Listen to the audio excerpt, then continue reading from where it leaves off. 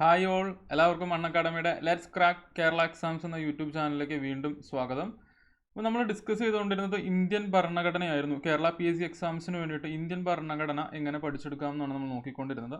അപ്പോൾ അതിന് വേണ്ടിയിട്ട് നമ്മൾ സിലബസിനെ ഒരു 9 മൊഡ്യൂളായിട്ട് ഡിവൈഡ് ചെയ്തിട്ടാണ് പഠിച്ചുകൊണ്ടിരുന്നത്. അപ്പോൾ അതിൽ തന്നെ നമ്മൾ ഓൾറെഡി 6 മൊഡ്യൂൾ കംപ്ലീറ്റ് ചെയ്തു. നമ്മൾ 6 മൊഡ്യൂൾ കംപ്ലീറ്റ് ചെയ്തു. അതിനോടൊപ്പം തന്നെ പാരലായിട്ട് തന്നെ SCERT ടെക്സ്റ്റ് ബുക്കുകളായ 7ാം ക്ലാസ്സിലെ പുസ്തകം, കോൺസ്റ്റിറ്റ്യൂഷനുമായിട്ട് റിലേറ്റഡ് ആയിട്ടുള്ള ചാപ്റ്റർ നമ്മൾ ഡിസ്കസ് ചെയ്തു. 8ാം ക്ലാസ്സിലെ പുസ്തകം ഡിസ്കസ് ചെയ്തു. 9ാം ക്ലാസ്സിലെ പുസ്തകം നമ്മൾ ഡിസ്കസ് ചെയ്തു. നമ്മൾ ഇന്ന് നോക്കാൻ പോകുന്നത് ഈ 6ാമത്തെ മൊഡ്യൂൾ ബേസ്ഡ് ആയിട്ടുള്ള 100 ചോദ്യങ്ങളാണ്. നമ്മൾ ഓരോ മൊഡ്യൂൾ അല്ലെങ്കിൽ 1-2 മൊഡ്യൂൾ കഴിയുമ്പോൾ 100 ചോദ്യങ്ങളുടെ ഡിസ്കഷൻസ് കൊണ്ടുവരാറുണ്ട്. അപ്പോൾ അതിൽ പ്രാക്ടീസ് ചോദ്യങ്ങളും ഉണ്ടാവും, കൂടെ മുൻകാല ചോദ്യങ്ങളും വെച്ചിട്ടുള്ള ഒരു സെഷനാണ് ആക്ച്വലി. അപ്പോൾ ഈ ഒരു മൊഡ്യൂൾ 6th മൊഡ്യൂൾ ബേസ്ഡ് ആയിട്ട് നമ്മൾ കമ്പാരിറ്റീവ്ലി ഇതിനു മുമ്പ് മൊഡ്യൂൾ പഠിച്ചത് വെച്ച് നോക്കിയിട്ടുണ്ടെങ്കിൽ ക്വസ്റ്റ്യൻസ് കുറവാണ്. സ്റ്റിൽ ഞാൻ പറ്റാവുന്നത്ര ക്വസ്റ്റ്യൻസ് ഇൻക്ലൂഡ് ചെയ്തിട്ടുണ്ട്. നമ്മൾ കുറച്ച് പ്രാക്ടീസ് ചോദ്യങ്ങളും ആദ്യം ചെയ്യുന്നതാണ്. അപ്പോൾ ഇന്നത്തെ സെഷനിലോട്ട് എൻ്റർ ചെയ്യുന്നതിന് മുമ്പ് പതിവായിട്ടുള്ള അൺഅക്കാഡമിയുടെ ഇൻട്രോ സെഷൻ ഉണ്ടാകും. അതായത് അൺഅക്കാഡമിയുടെ കേരള PSC പ്ലസ് സബ്സ്ക്രിപ്ഷൻ നിങ്ങൾ എടുക്കുകയാണെങ്കിൽ എന്തൊക്കെ ഫീച്ചേഴ്സ് നിങ്ങൾക്ക് ലഭിക്കും എന്നുള്ളതിൻ്റെ ഒരു ഡിസ്കഷൻ ഉണ്ടാവും. അതിനുശേഷം നമുക്ക് ഇന്നത്തെ ക്ലാസ്സിലോട്ട് പോകാം. അപ്പോൾ ശ്രദ്ധിക്കുക, ഞാൻ ആഷിഖ് മുഹമ്മദ്. ഞാൻ MG യൂണിവേഴ്സിറ്റിയിൽ നിന്നുള്ള ഒരു BTech ഗ്രാജുവേറ്റ് ആണ്. കൂടാതെ കറൻ്റ് കേരള PSC എക്സാംസിന് ട്രെയിനിങ് നൽകുന്നുണ്ട്. അപ്പോൾ ശ്രദ്ധിക്കുക, അൺഅക്കാഡമിയുടെ പ്ലാറ്റ്ഫോമിൽ വരുന്ന ക്ലാസ്സുകളെ നിങ്ങൾ പരിശോധിച്ചിട്ടുണ്ടെങ്കിൽ യൂട്യൂബ് സെഷനുകളുണ്ട്, കൂടാതെ സ്പെഷ്യൽ ക്ലാസ്സുകളുണ്ട്, കൂടാതെ പ്ലസ് കാറ്റഗറി ക്ലാസ്സുകളുമുണ്ട്. അപ്പം ഈ യൂട്യൂബ് അല്ലെങ്കിൽ സ്പെഷ്യൽ ക്ലാസ്സസ് എന്ന് പറഞ്ഞിട്ടുണ്ടെങ്കിൽ ആക്ച്വലി നിങ്ങൾക്ക് വളരെ ഫ്രീ ആയിട്ട് ലഭിക്കുന്ന കണ്ടന്റ് ആണ്. അതും ഈ സ്പെഷ്യൽ ക്ലാസ്സസ് എന്ന് വെച്ചിട്ടുണ്ടെങ്കിൽ വളരെ സ്ട്രാറ്റജിക് കണ്ടന്റ് ആണ്. അതായത് ഒരു എഡ്യൂക്കേറ്ററെ സംബന്ധിച്ചിടത്തോളം അദ്ദേഹത്തിൻ്റെ ഈ പ്ലാറ്റ്ഫോമിലെ എക്സിസ്റ്റൻസ് വരെ തീരുമാനിക്കുന്നത് ഈ സ്പെഷ്യൽ ക്ലാസ്സുകളാണ്. അതുകൊണ്ട് തന്നെ ഏറ്റവും ബ്രില്യൻ്റ് ആയിട്ടുള്ള കണ്ടന്റ് ആയിരിക്കും സ്പെഷ്യൽ ക്ലാസ് വഴി കൊണ്ടുവരിക.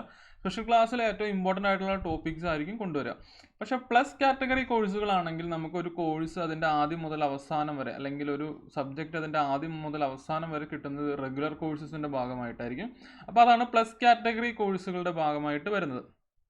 ഓക്കെ, അപ്പം ഇതാണ് ബേസിക് ആയിട്ട് അൺഅക്കാഡമിയുടെ പ്ലാറ്റ്ഫോമിലുള്ള ക്ലാസ്സുകളെ കുറിച്ച് പറയുകയാണെങ്കിൽ. അപ്പോൾ ഇതിനകത്ത് ഈ റെഗുലർ ക്ലാസ്സുകൾ നിങ്ങൾക്ക് ലഭിക്കണമെങ്കിൽ നിങ്ങളൊരു സബ്സ്ക്രിപ്ഷൻ എടുക്കേണ്ടി വരും. PSCയുടെ സബ്സ്ക്രിപ്ഷൻ എടുക്കേണ്ടി വരും അൺഅക്കാഡമിയുടെ പ്ലാറ്റ്ഫോമിൽ.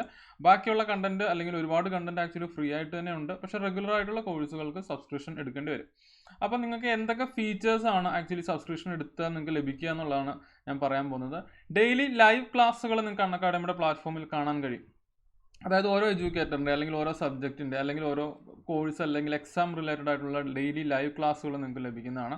അപ്പോൾ ഈ ലൈവ് ക്ലാസ്സുകളുടെ പ്രത്യേകത എന്തെന്ന് വെച്ചിട്ടുണ്ടെങ്കിൽ നമ്മൾക്കൊരു മാനുവൽ ക്ലാസ് പോലെ തന്നെ ഫീൽ ചെയ്യാൻ വേണ്ടിയിട്ടുള്ള എല്ലാ കാര്യങ്ങളും ലൈവ് ക്ലാസ്സുകളിൽ ഒരുക്കിയിട്ടുണ്ട്. എക്സെപ്റ്റ് ഫോർ നമുക്ക് നേരിട്ട് കാണാൻ കഴിയില്ല എന്നുള്ളൊരു ഫാക്ടർ ഒഴിച്ചു നിർത്തിയിട്ടുണ്ടെങ്കിൽ ഒരു മാനുവൽ ക്ലാസ്സിൽ എന്തൊക്കെ സംഭവിക്കുന്നുണ്ടോ അതൊക്കെ നമുക്ക് ഈ ലൈവ് ക്ലാസ്സുകളിലും കൊണ്ടുവരാൻ കഴിയും. അതായത് നിങ്ങൾക്ക് എഡ്യൂക്കേറ്ററുമായിട്ട് അല്ലെങ്കിൽ സാറന്മാരുമായിട്ട് ഇൻട്രാക്ട് ചെയ്യാനുള്ള ഓപ്ഷൻസ് ഉണ്ട്, ലൈവ് ചാറ്റിംഗ് ഓപ്ഷൻസ് ഉണ്ട്. തീർച്ചയായിട്ടും വളരെ എൻഗേജിങ് ആണ്. അദ്ദേഹം റിപ്ലൈയും തരും, അല്ലെങ്കിൽ അദ്ദേഹം ആ ക്ലാസ്സിലൂടെ തന്നെ ആയിരിക്കും റിപ്ലൈ തരുന്നത്. അപ്പോൾ ആ ക്ലാസ്സിലുള്ള എല്ലാവർക്കും അത് കേൾക്കാൻ പറ്റും. കൂടാതെ അദ്ദേഹം ചോദിക്കുന്ന ചോദ്യങ്ങൾക്ക് നിങ്ങൾക്ക് ഉത്തരം പറയാൻ പറ്റും. ABCD എന്ന് വെച്ചാൽ നിങ്ങൾക്ക് പോൾ ചെയ്യാൻ പറ്റും ഉത്തരം. അപ്പോൾ അത് ക്ലാസ്സിനോട് മൊത്തത്തിലായിരിക്കും ചോദിക്കുന്നത്, എല്ലാവരും പറയാൻ പറ്റും. അപ്പോൾ അറിയാവുന്നവരും അറിയില്ലാത്തവരും അത് ചെയ്യാൻ ശ്രമിക്കും. അപ്പോൾ മൊത്തത്തിൽ നമ്മൾക്കൊരു മാനുവൽ ക്ലാസ് അല്ലെങ്കിൽ ഒരു ഫിസിക്കൽ ക്ലാസ്സിൽ ലഭിക്കുന്ന എല്ലാ ഫീച്ചേഴ്സും തന്നെ ലൈവ് ക്ലാസ്സിലും കൊണ്ടുവരാൻ ശ്രമിക്കുന്നുണ്ട്. അതുകൊണ്ട് തന്നെ അൺഅക്കാഡമിയുടെ ഈ പ്ലാറ്റ്ഫോമിൽ നിങ്ങളൊരു സ്പെഷ്യൽ ക്ലാസ് കയറി കണ്ടു നോക്കുക. അപ്പോൾ നിങ്ങൾക്ക് മനസ്സിലാവും ആ ലൈവ് ക്ലാസ്സുകൾ എങ്ങനെയാണ് പോകുന്നത് എന്നുള്ളത്. അതിനുശേഷം നമുക്ക് ആ സബ്സ്ക്രിപ്ഷനിലോട്ട് നിങ്ങൾ ഇൻട്രസ്റ്റ് ആവുകയാണെങ്കിൽ നിങ്ങൾക്ക് ആ സബ്സ്ക്രിപ്ഷൻ എടുക്കാവുന്നതാണ്. കൂടാതെ ഇപ്പം പ്ലസ് കോഴ്സുകളുടെയൊക്കെ ഭാഗമായിട്ട് ഓരോ വീക്കിലും പഠിപ്പിച്ച ഭാഗം ബന്ധപ്പെട്ടിട്ടുള്ള മോക്ക് ടെസ്റ്റുകൾ ഇടാറുണ്ട്, മോക്ക് ടെസ്റ്റുകൾ കൊണ്ടുവരാറുണ്ട്. അപ്പോൾ ശ്രദ്ധിക്കുക, ഈ നമ്മൾ പഠിച്ച കാര്യത്തെ വിലയിരുത്തുന്നത് എപ്പോഴും നമുക്ക് വളരെ അത്യാവശ്യമായിട്ടുള്ള കാര്യമാണ്. നമ്മൾ ഒരിക്കലും പരീക്ഷയ്ക്ക് ചെന്നിട്ട് ആവരുത് അതിനെ വിലയിരുത്തുന്നത്. അപ്പോൾ അതിന് മുമ്പേ നമുക്ക് പഠിച്ചു പോകാനുള്ള ഫെസിലിറ്റീസ് അൺഅക്കാഡമി ഒരുക്കുന്നുണ്ട്. കൂടാതെ അൺഅക്കാഡമിയുടെ പ്ലാറ്റ്ഫോമിൽ ഒരുപാട് പ്രഗത്ഭരായ എഡ്യൂക്കേറ്റേഴ്സ് പഠിപ്പിക്കുന്നുണ്ട്. അപ്പം ഇവരെല്ലാം വ്യക്തമായ സ്ട്രാറ്റജി വെച്ചിട്ടാണ് നിങ്ങളെ പഠിപ്പിക്കുന്നത്. അതായത് ഓൾറെഡി അവർ ആ എക്സാംസ് ക്രാക്ക് ചെയ്തിട്ടുള്ള ആളുകളായിരിക്കും. അതുകൊണ്ട് തന്നെ എങ്ങനെ നിങ്ങളെ അതിലോട്ട് നയിക്കണം എന്നുള്ള വ്യക്തമായ ധാരണ ഈ എഡ്യൂക്കേറ്റേഴ്സിനുണ്ട്. അപ്പോൾ വെൽ സ്ട്രക്ചേർഡ് കോഴ്സുകളാണ്, കോംപ്രിഹെൻസീവ് സിലബസ് കവറേജ് ആണ്.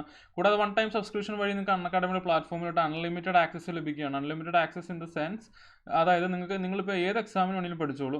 നിങ്ങൾക്കിപ്പോൾ ആദ്യം LDCക്കാണ് പഠിക്കുന്നത്, പിന്നെ LDC കഴിഞ്ഞിട്ട് വേറൊരു എക്സാം വന്നു, അപ്പോൾ അതിനുള്ള കോഴ്സ് അക്കാഡമിയുടെ പ്ലാറ്റ്ഫോമിൽ ഉണ്ടാവും. അതിനുശേഷം വേറൊരു എക്സാം വരുന്നു, അല്ലെങ്കിൽ പാരലായിട്ട് 1-2 എക്സാമുകൾ വരുന്നു. ഇതെല്ലാം റിലേറ്റഡ് ആയിട്ടുള്ള കോഴ്സുകൾ അക്കാഡമിയുടെ പ്ലാറ്റ്ഫോമിലുണ്ട്. അപ്പം ഇതെല്ലാം ഒരു 1 ടൈം സബ്സ്ക്രിപ്ഷൻ വഴി നിങ്ങൾക്ക് ലഭിക്കുന്നതാണ്. ഒരു 1 ഇയർ അല്ലെങ്കിൽ 2 ഇയർ സബ്സ്ക്രിപ്ഷൻ നിങ്ങൾ എടുക്കുകയാണെങ്കിൽ വളരെ വൃത്തിയായിട്ടുള്ള ഒരു സബ്സ്ക്രിപ്ഷൻ ആയിരിക്കും. നിങ്ങളുടെ പഠന സംബന്ധം അല്ലെങ്കിൽ ഒരു സർക്കാർ ജോലി സംബന്ധമായിട്ടുള്ളൊരു കാര്യത്തിന് നിങ്ങൾ ആ ഇൻവെസ്റ്റ് ചെയ്യുന്ന എമൗണ്ട് അല്ലെങ്കിൽ ആ ഒരു പൈസ എന്നുള്ളത് നിങ്ങൾക്ക് റിവാർഡിംഗ് ആയിട്ടുള്ള പൈസ ആയിരിക്കും. തീർച്ചയായിട്ടും നിങ്ങൾക്ക് റിട്ടേൺസ് നൽകുന്ന ഒരു ഇൻവെസ്റ്റ്മെൻ്റ് ആയിരിക്കും. അപ്പോൾ ശ്രദ്ധിക്കുക, ഓൾറെഡി ഞാൻ പറഞ്ഞു ലൈവ് ക്ലാസ്സുകൾ ഉണ്ടാവും അക്കാഡമിയുടെ പ്ലാറ്റ്ഫോമിൽ. അപ്പോൾ അത് ഓൾറെഡി പ്രീ ഷെഡ്യൂൾഡ് ആയിരിക്കും. നിങ്ങൾക്ക് ഇന്ന സമയത്ത് ലൈവ് ക്ലാസ് നടക്കുമെന്ന് കാണാൻ പറ്റും. യൂട്യൂബിലാണെങ്കിലും അക്കാഡമിയുടെ ആപ്പിലോ വെബ്സൈറ്റിലോ ആണെങ്കിലും നിങ്ങൾക്ക് അത് കാണാൻ കഴിയും. പിന്നെ നിങ്ങൾക്ക് അറിയാവുന്ന അല്ലെങ്കിൽ നിങ്ങൾക്ക് ഫെമിലിയർ ആയിട്ടുള്ള ഒരുപാട് എഡ്യൂക്കേറ്റേഴ്സ് അക്കാഡമിയുടെ പ്ലാറ്റ്ഫോമിൽ പഠിപ്പിക്കുന്നുണ്ട്. അതിൽ തന്നെ എല്ലാവരും തന്നെ പ്രഗത്ഭരായിട്ടുള്ള ആളുകളാണ്. അതായത് ഓൾറെഡി നിങ്ങൾ പഠിക്കുന്ന എക്സാംസ് ഒക്കെ ഓൾറെഡി ക്രാക്ക് ചെയ്തിട്ടുള്ള ആളുകളാണ്. അതുകൊണ്ട് തന്നെ നിങ്ങളെ വളരെ നല്ല രീതിയിൽ അസിസ്റ്റ് ചെയ്യാൻ അവർക്ക് സാധിക്കും. കാരണം അവർ ഓൾറെഡി ക്രാക്ക് ചെയ്തുകൊണ്ട് എങ്ങനെ ഈ എക്സാം നമുക്ക് അപ്രോച്ച് ചെയ്യാം, എങ്ങനെ എക്സാമിനെ ക്രാക്ക് ചെയ്യാം, അതുവഴി ഗവൺമെൻറ് ജോബിലോട്ട് എത്താം എന്നുള്ളതിന് വ്യക്തമായ ധാരണ അവർക്ക് നൽകാൻ കഴിയും. കാരണം അവർ ഒന്നുകിൽ അവർ പഠിപ്പിക്കുന്ന സബ്ജക്റ്റിൽ തന്നെ വർഷങ്ങളോളം പഠിപ്പിച്ചിട്ടുള്ള ആളുകളാണ്. അതുകൊണ്ട് തന്നെ അതിൻ്റെ ക്വസ്റ്റ്യൻ പേപ്പറുകളിലൊക്കെ റിസർച്ച് ചെയ്തിട്ടുള്ള ആളുകളാണ്. അതുകൊണ്ട് തന്നെ PSC ഏത് മേഖലയിൽ നിന്നാണ് കൂടുതൽ ചോദ്യങ്ങൾ വരുന്നതെന്ന് നിങ്ങൾക്ക് അറിയാൻ പറ്റും. അപ്പോൾ ഇവരുടെയൊക്കെ സേവനം നിങ്ങൾക്ക് വീട്ടിലിരുന്ന് തന്നെ ലഭിക്കുന്നു എന്നുള്ളതാണ്. അതായത് COVID-19 ടൈമാണ്, നമുക്കൊരു മാനുവൽ ക്ലാസ്സിൽ പോകാനുള്ള ലിമിറ്റേഷൻസ് ഉണ്ട്. സ്റ്റിൽ നമ്മുടെ പഠനം മുടങ്ങാതിരിക്കാൻ വേണ്ടിയിട്ട് നിങ്ങൾക്ക് ഈ ഒരു അവസരത്തിൽ അറ്റ്ലീസ്റ്റ് നിങ്ങൾക്ക് ചൂസ് ചെയ്യാവുന്ന ഒരു ബെസ്റ്റ് ഓപ്പർച്യൂണിറ്റിയാണ്. അതുകൊണ്ട് തന്നെ അക്കാഡമി ബാക്ക്ഗ്രൗണ്ടിൽ ഒരുപാട് എഡ്യൂക്കേറ്റേഴ്സിനെ കൊണ്ടുവരാൻ ശ്രമം നടത്തിക്കൊണ്ടിരിക്കുന്നുണ്ട്, ഒരുപാട് പ്രഗത്ഭരായ എഡ്യൂക്കേറ്റേഴ്സിനെ. അപ്പോൾ ശ്രദ്ധിക്കുക, അക്കാഡമിയുടെ പ്ലാറ്റ്ഫോമിൽ നിങ്ങൾക്ക് ഏത് എക്സാമിനാണോ നിങ്ങൾ പഠിക്കുന്നത് അതെല്ലാം റിലേറ്റഡ് ആയിട്ടുള്ള കോഴ്സുകളുണ്ടാവും. LDC, LPUP അസിസ്റ്റൻറ്റ്, അതല്ലെങ്കിൽ ഫയർമാൻ, ഏത് എക്സാം ആയിക്കോട്ടെ ഇതെല്ലാം റിലേറ്റഡ് ആയിട്ടുള്ള കോഴ്സുകൾ അക്കാഡമിയുടെ പ്ലാറ്റ്ഫോമിൽ നിങ്ങൾക്ക് ലഭിക്കുന്നതാണ്. കൂടാതെ ഒരു കോംപ്രഹെൻസീവ് സിലബസ് കവറേജ് ആണ് ആക്ച്വലി പ്ലസ് കാറ്റഗറി കോഴ്സുകളിൽ വരുന്നത്. അത് നിങ്ങൾക്ക് സബ്സ്ക്രിപ്ഷൻ എടുക്കുന്ന സമയത്ത് ഒരു 1-2 മിനിറ്റ് അല്ല 1-2 ദിവസത്തേക്ക് നിങ്ങൾക്ക് ആ സബ്സ്ക്രിപ്ഷൻ ഫ്രീ ആയിട്ട് ആക്ച്വലി കിട്ടുന്നതാണ്. ആ സമയത്ത് നിങ്ങൾക്ക് കണ്ടന്റ് നോക്കാവുന്നതാണ്. അപ്പോൾ വളരെ വേർത്തി ആയിട്ടുള്ളൊരു ഇൻവെസ്റ്റ്മെൻ്റ് ആയിരിക്കും നിങ്ങൾ ആ ഒരു സബ്സ്ക്രിപ്ഷൻ എടുക്കുകയാണെങ്കിൽ. തീർച്ചയായിട്ടും എനിക്ക് ഗ്യാരണ്ടി പറയാൻ പറ്റും. കൂടാതെ മറ്റ് ചില അഡ്വാൻറ്റേജസ് നോക്കിയിട്ടുണ്ടെങ്കിൽ ഓൺലൈൻ ആയതുകൊണ്ട് തന്നെ നിങ്ങൾക്ക് ഫ്ലെക്സിബിൾ ആയിട്ടുള്ള ടൈം ചൂസ് ചെയ്യുക എന്നുള്ളതാണ്. പക്ഷേ നിങ്ങളുടെ ഫേവറേറ്റ് എഡ്യൂക്കേറ്ററിൻ്റെ ലൈവ് സെഷൻ ആണെങ്കിൽ അത് അദ്ദേഹം ഷെഡ്യൂൾ ചെയ്യുന്ന സമയത്ത് നിങ്ങൾ ഫ്രീ ആയാൽ നിങ്ങൾക്ക് ആ ടൈമിൽ തന്നെ അത് കാണാം, അദ്ദേഹവുമായിട്ട് എൻഗേജ് ചെയ്യാം, ഡൗട്ട്സ് ചോദിക്കാം. ഇൻ കേസ് ആ സമയത്ത് കാണാൻ പറ്റിയില്ലെങ്കിൽ പിന്നീടാണെങ്കിലും കാണാൻ പറ്റും. അപ്പോൾ അങ്ങനെ നിങ്ങൾക്ക് ഫ്ലെക്സിബിൾ ആയിട്ടുള്ള ഷെഡ്യൂൾ ചൂസ് ചെയ്യാൻ പറ്റും എന്നുള്ളതാണ്. ഒരിക്കലും ഒരു ലാംഗ്വേജ് ബാരിയർ നിങ്ങൾക്ക് അക്കാഡമിയുടെ പ്ലാറ്റ്ഫോമിൽ ഉണ്ടാകാൻ പോകുന്നില്ല. ഓഫ് കോഴ്സ് മലയാളം മീഡിയത്തിലാണ് ക്ലാസ്സുകൾ എടുക്കുന്നത്. നോട്ട്സ് കോഴ്സ് അനുസരിച്ച് ചിലപ്പോൾ മലയാളത്തിലോ ഇംഗ്ലീഷിലോ ആവാം. കാരണം LDC പോലത്തെ ഒരു കോഴ്സ് ആണെങ്കിൽ നോട്ട്സ് മലയാളത്തിൽ തന്നെയായിരിക്കും. കൂടാതെ ഡിഗ്രി ലെവൽ റിലേറ്റഡ് ആയിട്ടുള്ള ഒരു കോഴ്സ് ആണെങ്കിൽ തീർച്ചയായിട്ടും ഇംഗ്ലീഷിന് കുറച്ചും കൂടെ ഇമ്പോർട്ടൻസ് കൊടുക്കും. എന്നിരുന്നാലും പഠിപ്പിക്കുന്നത് മലയാളം മീഡിയത്തിൽ തന്നെയാണ്. അപ്പോൾ ആ ഒരു ഭാഷാ ബാരിയർ അല്ലെങ്കിൽ ലാംഗ്വേജ് ബാരിയർ ഒരിക്കലും നിങ്ങൾക്ക് അക്കാഡമിയുടെ പ്ലാറ്റ്ഫോമിൽ ഉണ്ടാകാൻ പോകുന്നില്ല. കൂടാതെ ഞാൻ പറഞ്ഞു എഡ്യൂക്കേറ്ററുമായിട്ട് ഇൻട്രാക്ട് ചെയ്യാനുള്ള ഓപ്ഷൻസ് ഉണ്ടെന്ന് പറഞ്ഞു. അപ്പം ഞാൻ പറഞ്ഞു എഡ്യൂക്കേറ്ററുമായിട്ട് നിങ്ങൾക്ക് ലൈവായിട്ട് ചാറ്റ് ചെയ്യാം. അദ്ദേഹം പറയുന്നതിൽ എന്തെങ്കിലും കറക്ഷൻ ഉണ്ടെങ്കിൽ നിങ്ങൾക്ക് പറയാം, അദ്ദേഹത്തിനോട് എന്തെങ്കിലും ഡൗട്ട് ചോദിക്കണമെങ്കിൽ ചോദിക്കാം, അല്ലെങ്കിൽ അദ്ദേഹത്തിൻ്റെ സ്ട്രാറ്റജി എന്താണ്, അല്ലെങ്കിൽ ഈ എക്സാം റിലേറ്റഡ് ആയിട്ടുള്ള കാര്യങ്ങളെല്ലാം നിങ്ങൾക്ക് ചോദിച്ചറിയാവുന്നതാണ്. ഒരിക്കലും ജസ്റ്റ് ഒരു സ്ക്രീനിൻ്റെ ഫ്രണ്ടിൽ വന്നിരുന്ന് കാണുന്ന പോലെ ആയിരിക്കില്ല. നിങ്ങൾക്ക് ആ ഒരു എക്സ്പീരിയൻസ് ഫീൽ ചെയ്യുകയാണെങ്കിൽ സ്പെഷ്യൽ ക്ലാസ്സുകൾ കാണുക. ഒരു മാനുവൽ ക്ലാസ്സിൻ്റെ അതേ ഫീലിംഗ് കിട്ടുന്ന ക്ലാസ്സാണ്. കൂടാതെ നിങ്ങൾക്ക് ഡൗട്ട് ക്ലിയറൻസുകളുണ്ട്. കൂടാതെ എഡ്യൂക്കേറ്റർ ചോദിക്കുന്ന ചോദ്യങ്ങൾക്ക് നിങ്ങൾക്ക് ലൈവായിട്ട് ഉത്തരം പോൾ ചെയ്യാൻ പറ്റും. അപ്പം നിങ്ങൾക്ക് ബാക്കിയുള്ളവരുമായിട്ടൊരു കോമ്പറ്റീറ്റീവ് മൈൻഡ് വരും. അങ്ങനെ മൊത്തത്തിൽ നിങ്ങളെ ഏറ്റവും ഈ ഒരു എക്സാമിന് തയ്യാറാക്കി എടുക്കാനുള്ള എല്ലാ ഫെസിലിറ്റീസും ഈ ലൈവ് സെഷൻസിൻ്റെ ഭാഗമായിട്ട് കിട്ടുന്നുണ്ട്. കൂടാതെ ടെസ്റ്റ് ചാമ്പ്യൻഷിപ്പുകൾ നടത്താറുണ്ട്. അപ്പോൾ നിങ്ങൾക്ക് നിങ്ങളുടെ നിലവാരം വിലയിരുത്താം, ഏത് സബ്ജക്റ്റാണ് മെച്ചപ്പെട്ട് പഠിക്കേണ്ടതെന്ന് മനസ്സിലാക്കാൻ പറ്റും. അപ്പോൾ അതുവഴി നിങ്ങൾക്ക് ആ സബ്ജക്റ്റിൽ കുറച്ചുകൂടെ സമയം കണ്ടെത്തണമെന്ന് മനസ്സിലാവും. അപ്പോൾ അത് പരീക്ഷയ്ക്ക് പോയിട്ട് മനസ്സിലായി കഴിഞ്ഞാൽ പിന്നെ നമ്മൾ അടുത്ത പരീക്ഷ വരെ കാത്തിരിക്കേണ്ടി വരും. അപ്പോൾ അതിന് മുമ്പുള്ള പരീക്ഷകളിലൂടെ അത് മനസ്സിലാക്കിയാൽ പരീക്ഷയ്ക്ക് പോകുമ്പോൾ നമുക്കത് പ്രാവർത്തികമാക്കാൻ പറ്റും. കൂടാതെ ഓരോ ദിവസത്തെ ക്ലാസ്സിൻ്റെയും PDF-കളും ലേണിംഗ് മെറ്റീരിയലൊക്കെ നിങ്ങൾക്ക് ഡൗൺലോഡ് ചെയ്തെടുക്കാൻ പറ്റുന്നതാണ്. അപ്പോൾ ഞാൻ പറഞ്ഞു അക്കാഡമിയുടെ പ്ലാറ്റ്ഫോമിൽ വരുന്ന യൂട്യൂബ് സെഷൻസും സ്പെഷ്യൽ ക്ലാസ്സുകളൊക്കെ കുറേ ഫ്രീ കോഴ്സുകളുണ്ട് ആക്ച്വലി. കൂടാതെ ഈ റെഗുലർ കോഴ്സുകൾ അല്ലെങ്കിൽ പ്ലസ് കോഴ്സുകൾ നിങ്ങൾക്ക് കിട്ടണമെങ്കിൽ നിങ്ങൾ കേരള PSC സബ്സ്ക്രിപ്ഷൻ എടുക്കണം. അപ്പോൾ ആപ്പിലോ വെബ്സൈറ്റിലോ കയറി നിങ്ങൾക്ക് എടുക്കാൻ കഴിയുന്നതാണ്. അപ്പോൾ സബ്സ്ക്രിപ്ഷൻ ഒരു ചെറിയ ചാർജ് ഉണ്ട്. 1 മന്ത് മുതൽ 2 ഇയർ പ്ലാൻ വരെയാണ്. അതായത് 1 ഇയർ അല്ലെങ്കിൽ 2 ഇയർ പ്ലാൻ എടുക്കുക എന്നുള്ളതാണ് എപ്പോഴും ഞാൻ റെക്കമെൻഡ് ചെയ്യുക. കാരണം ആ പ്രൈസിങ് ശ്രദ്ധിച്ചാൽ നിങ്ങൾക്കറിയാം ഒരിക്കലും കേരള PSC സംബന്ധിച്ചിടത്തോളം ഈ പ്രൈസിൽ നിങ്ങൾ ഈ ഒരു സബ്സ്ക്രിപ്ഷൻ എടുക്കുന്നതുകൊണ്ട് ഒരിക്കലും ഒരു നഷ്ടം ഉണ്ടാവില്ല. കാരണം ഒരു വർഷം തന്നെ എത്രയോ കേരള PSC എക്സാംസ് നടക്കുന്നുണ്ട്. അപ്പോൾ അത് റിലേറ്റഡ് ആയിട്ടുള്ള കാര്യങ്ങളൊക്കെ നിങ്ങൾക്ക് നിങ്ങളുടെ സൗകര്യത്തിന് നിങ്ങളുടെ വീട്ടിലിരുന്ന് പഠിക്കാൻ പറ്റുന്നു എന്നുള്ളതാണ്. അപ്പോൾ ശ്രദ്ധിക്കുക, 1 ഇയർ അല്ലെങ്കിൽ 2 ഇയർ പ്ലാൻ എടുക്കാൻ ശ്രമിക്കുക. ഇൻ കേസ് നിങ്ങൾക്ക് ഇത്ര എമൗണ്ട് ഒരുമിച്ച് കണ്ടെത്താൻ പറ്റുന്നില്ലെങ്കിൽ EMI ഓപ്ഷൻസ് ഉണ്ട്. ആപ്പിൾ വെബ്സൈറ്റിലോ കയറി നിങ്ങൾക്ക് കാണാൻ പറ്റും. അപ്പോൾ എന്തുകൊണ്ടും നിങ്ങൾക്ക് ചൂസ് ചെയ്യാൻ പറ്റുന്ന ഒരു ടൈമാണ്. ആക്ച്വലി നമുക്ക് COVID-19 ആയതുകൊണ്ട് തന്നെ എക്സാംസ് ഒന്നും നടക്കുന്നില്ല. പക്ഷേ ഏത് സമയത്ത് വേണമെങ്കിലും എക്സാംസ് റീസ്റ്റാർട്ട് ചെയ്യപ്പെടാം. ആ സമയമാകുമ്പോൾ തന്നെ ഒരുങ്ങിയിരിക്കാൻ പറ്റിയൊരു അവസരമാണ്. അപ്പം അത് ആ ഒരു സബ്സ്ക്രിപ്ഷൻ എടുക്കുമ്പോൾ ആഷിക്കുന്നുള്ളതാണ് ഞാനെന്ന എഡ്യൂക്കേറ്ററിൻ്റെ കോഡ്. അപ്പോൾ ഈ കോഡ് യൂസ് ചെയ്യുകയാണെങ്കിൽ നിങ്ങൾക്കൊരു 10% ഓഫ് ലഭിക്കുന്നതാണ്. അപ്പോൾ ഇത്രയാണ് ഇൻട്രൊഡക്ഷൻ ആയിട്ട് പറയാനുള്ളത്. ഇതെല്ലാ സെഷൻ്റെ ആദ്യം പറയുന്നത് കാരണം ചാനൽ റിലേറ്റീവ്ലി ന്യൂ ആണ്. അതുകൊണ്ട് തന്നെ പുതിയ ആളുകൾ വരുമ്പോൾ ആദ്യമായിട്ടാണ് ഈ വീഡിയോ കാണുന്നതെങ്കിൽ അവർക്ക് ഹെൽപ്ഫുൾ ആവാൻ വേണ്ടിയിട്ടാണ്. അപ്പോൾ ഓൾറെഡി വീഡിയോ കണ്ടിട്ടുള്ളവരാണെങ്കിൽ നിങ്ങൾക്ക് ഇൻട്രൊഡക്ഷൻ സ്കിപ്പ് ചെയ്തിട്ട് ഡയറക്റ്റ്ലി ക്ലാസ്സിലോട്ട് പോവാം. ഓക്കെ, അപ്പോൾ ഞാൻ ഇപ്പോൾ യൂട്യൂബിൽ എടുത്തുകൊണ്ടിരിക്കുന്നത് ഹൈ റിവാർഡിംഗ് സീരീസാണ്.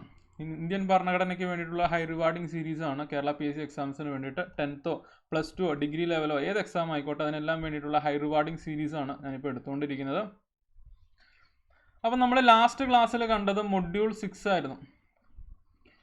അതായത് സംസ്ഥാന ഗവൺമെൻറ് അല്ലെങ്കിൽ സംസ്ഥാനതല ഭരണ സംവിധാനത്തെക്കുറിച്ച് പറയുന്ന കാര്യങ്ങളും കൂടാതെ ഹൈക്കോടതി തുടങ്ങിയ കാര്യങ്ങളാണ് നമ്മൾ മൊഡ്യൂൾ 6 പഠിച്ചത്. അപ്പോൾ മൊഡ്യൂൾ 6 എന്ന് പറയുമ്പോൾ മനസ്സിലാവാത്തവർ ശ്രദ്ധിക്കുക, സിലബസ് ആയിട്ട് ഡിവൈഡ് ചെയ്തിട്ടാണ് നമ്മൾ പഠിക്കുന്നത്. അപ്പം സിലബസിൻ്റെ സെഷൻ ഫസ്റ്റ് സെഷനാണ്. അത് കണ്ടാൽ നിങ്ങൾക്ക് മനസ്സിലാവും മൊഡ്യൂൾ 6 എന്താണെന്നുള്ളത് മനസ്സിലാവും. അപ്പോൾ ജസ്റ്റ് ഒരു ഐഡിയ തരാം. സ്റ്റേറ്റ് ഗവൺമെൻറ് അല്ലെങ്കിൽ സംസ്ഥാനതല ഭരണ സംവിധാനത്തിൻ്റെ ഭാഗമായിട്ടുള്ള ഗവർണർ, ചീഫ് മിനിസ്റ്റർ, മന്ത്രിസഭ, കൂടാതെ അഡ്വക്കേറ്റ് ജനറൽ, കൂടാതെ സംസ്ഥാന നിയമനിർമ്മാണ സഭകൾ, സ്റ്റേറ്റ് ലെജിസ്ലേറ്റീവ് അസംബ്ലിയും സ്റ്റേറ്റ് ലെജിസ്ലേറ്റീവ് കൗൺസിലും, കൂടാതെ ഹൈക്കോടതി, കൂടാതെ കേരളത്തിലെ മാറി മാറി വന്ന മുഖ്യമന്ത്രിമാർ, ഗവർണർമാർ, അല്ലെങ്കിൽ അത്തരത്തിലുള്ള ഇമ്പോർട്ടൻ്റ് ആളുകളെ കുറിച്ചിട്ട് നമ്മൾ പഠിക്കുന്നുണ്ട് ഈ മൊഡ്യൂളിൽ. അപ്പോൾ അതെല്ലാം ബേസ്ഡ് ആയിട്ടുള്ള കുറച്ച് പ്രാക്ടീസ് ചോദ്യങ്ങളായിരിക്കും ആദ്യം. അതിനുശേഷം നമുക്ക് മുൻകാല കുറച്ച് ചോദ്യങ്ങളും ആഡ് ചെയ്തിട്ടുണ്ട്. അപ്പോൾ നമുക്ക് സ്റ്റാർട്ട് ചെയ്യാം. ഒന്നെങ്കിൽ ഞാൻ ചോദ്യം പറയുന്ന സമയത്ത് ഉത്തരം മനസ്സിൽ ഓർക്കുക, അതല്ലെങ്കിൽ എഴുതുന്നവരുണ്ടെങ്കിൽ എഴുതി ഇതൊരു ടെസ്റ്റായിട്ട് അറ്റൻഡ് ചെയ്യാൻ താല്പര്യമുള്ളവർക്കും അങ്ങനെ ചെയ്യാം. ഞാനൊരു 1 or 2 സെക്കൻഡ് ഒരു ക്വസ്റ്റ്യൻ വരുമ്പോൾ തരാം നിങ്ങൾക്ക്. ജസ്റ്റ് ഓർക്കുക. ഇതിപ്പം ഒരു ലൈവായിട്ട് ഉള്ള സെഷൻ അല്ലാത്തതുകൊണ്ട് തന്നെ ഒരു ടൈം തരുന്നതിന് കുറച്ച് ലിമിറ്റേഷൻസ് ഉണ്ട്. കാരണം നമുക്ക് ലൈവ് സെഷൻസ് ആയിട്ടാണ് ആക്ച്വലി ഇത് പ്ലാൻ ചെയ്തിരുന്നത്. പക്ഷേ കുറച്ച് ടെക്നിക്കൽ ഇഷ്യൂസ് ഉള്ളതുകൊണ്ട് ആണ് ഇത് ഓൾറെഡി റെക്കോർഡഡ് സെഷൻസ് ആയിട്ടായിരിക്കും യൂട്യൂബ് ചാനൽ വരുന്നത്. അപ്പോൾ ഒന്നാമത്തെ ചോദ്യം ഇതാണ്: ഗവർണറെ കുറിച്ച് പറയുന്ന വകുപ്പ്. അപ്പോൾ ശ്രദ്ധിക്കുക, ആക്ച്വലി പാർട്ട് 6 എന്നുള്ളത് ഉള്ള കാര്യമാണ് നമ്മൾ പഠിച്ചത്. ഭരണഘടനയുടെ ഭാഗം 6 നമ്മൾ പഠിച്ചത്. സ്റ്റേറ്റ് ഗവൺമെൻറ്റിനെ കുറിച്ചിട്ടുള്ള കാര്യങ്ങളാണ് ഈ മൊഡ്യൂൾ നമ്മൾ പഠിക്കുന്നത്. അത് തന്നെ ആർട്ടിക്കിൾ 152 മുതൽ 237 വരെയാണ്. അപ്പം സംസ്ഥാനതല ഭരണ സംവിധാനത്തിൽ നമ്മൾ പഠിക്കുന്ന ഓർഡറിൽ നോക്കിയാൽ ആദ്യം വരുന്നത് ഗവർണറുടെ കുറിച്ചുള്ള പഠനമാണ്. അപ്പോൾ ആർട്ടിക്കിൾ ഏതാണെന്നാണ് ചോദ്യം. ഗവർണറെ കുറിച്ച് പറയുന്ന വകുപ്പ് ഒന്ന് ഓർക്കാൻ ശ്രമിക്കുക. 154 ഗവർണേഴ്സ് ഓഫ് സ്റ്റേറ്റ്സിനെ കുറിച്ച് പറയുന്ന ആർട്ടിക്കിൾ. 154. അടുത്തത് സംസ്ഥാനതല ഭരണ സംവിധാനത്തിൽ ആരെല്ലാം പെടുന്നു. ഇതൊരു ഇങ്ങനെ തന്നെ പരീക്ഷയ്ക്ക് ചോദിക്കില്ല കേട്ടോ. ഞാൻ കൺസെപ്റ്റ് ക്ലാരിറ്റിക്ക് വേണ്ടിയിട്ടാണ് പ്രാക്ടീസ് ചോദ്യങ്ങൾ ഈ രീതിയിൽ ഇട്ടിട്ടുള്ളത്. സംസ്ഥാനതല ഭരണ സംവിധാനത്തിൽ ആരെല്ലാം പെടുന്നു? ഗവർണറുണ്ട്, ചീഫ് മിനിസ്റ്റർ ഉണ്ട്, ചീഫ് മിനിസ്റ്ററിൻ്റെ മന്ത്രിസഭയുണ്ട്, കൂടാതെ അഡ്വക്കേറ്റ് ജനറൽ. ഈ 4 പേരടങ്ങുന്നതാണ് സംസ്ഥാനതല ഭരണ സംവിധാനം. എന്നാൽ കേന്ദ്രതല ഭരണ സംവിധാനത്തിൽ ആരൊക്കെയായിരുന്നു? പ്രസിഡന്റ്. അതായത് പ്രസിഡന്റിന് പാരലായിട്ടാണ് സ്റ്റേറ്റിൽ ഗവർണർ വരുന്നത്. കൂടാതെ നമുക്ക് സെൻട്രൽ ലെവൽ നോക്കിയിട്ടുണ്ടെങ്കിൽ ഒരു വൈസ് പ്രസിഡന്റ് എന്നുള്ളൊരു പോസ്റ്റ് ഉണ്ട്. പക്ഷേ ആ പോസ്റ്റ് സംസ്ഥാനത്തില്ല. അതായത് വൈസ് ഗവർണർ എന്നുള്ളൊരു പോസ്റ്റ് സംസ്ഥാനത്തില്ല. കൂടാതെ CM-ന് പാരലായിട്ട് കേന്ദ്രത്തിൽ വരുമ്പോൾ പ്രൈം മിനിസ്റ്ററാണ്, അദ്ദേഹത്തിൻ്റെ മന്ത്രിസഭയും ഉണ്ട്. അഡ്വക്കേറ്റ് ജനറൽ ആണെങ്കിൽ കേന്ദ്രത്തിൽ വരുമ്പോൾ അല്ലെങ്കിൽ കേന്ദ്രതല ഭരണ സംവിധാനത്തിൽ വരുമ്പോൾ അത് അറ്റോർണി ജനറലാണ്. അപ്പം സംസ്ഥാനതല ഭരണ സംവിധാനത്തിൽ ആരെല്ലാം പെടുന്നു? ഗവർണർ, CM, അദ്ദേഹത്തിൻ്റെ മന്ത്രിസഭ, അഡ്വക്കേറ്റ് ജനറൽ തുടങ്ങിയവരെല്ലാം അടങ്ങുന്നതാണ് സംസ്ഥാനതല ഭരണ സംവിധാനം.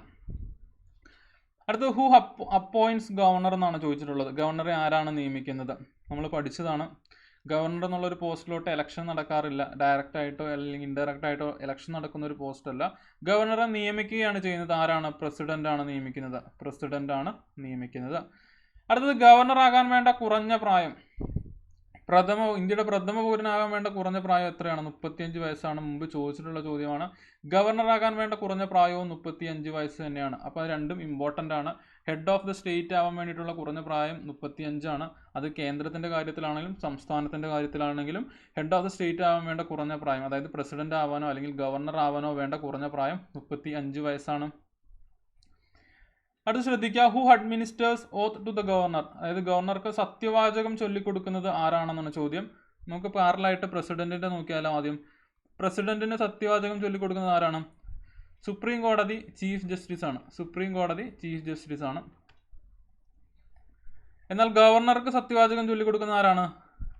ഏത് സംസ്ഥാനത്തിന്റെ ഗവർണറാണോ ആ സംസ്ഥാന ഹൈക്കോടതിയുടെ, ഇപ്പോൾ കേരള ഗവർണർക്ക് ആണെങ്കിൽ കേരള ഹൈക്കോർട്ടിന്റെ ചീഫ് ജസ്റ്റിസ്, കേരള ഹൈക്കോടതി ചീഫ് ജസ്റ്റിസ് ആയിരിക്കും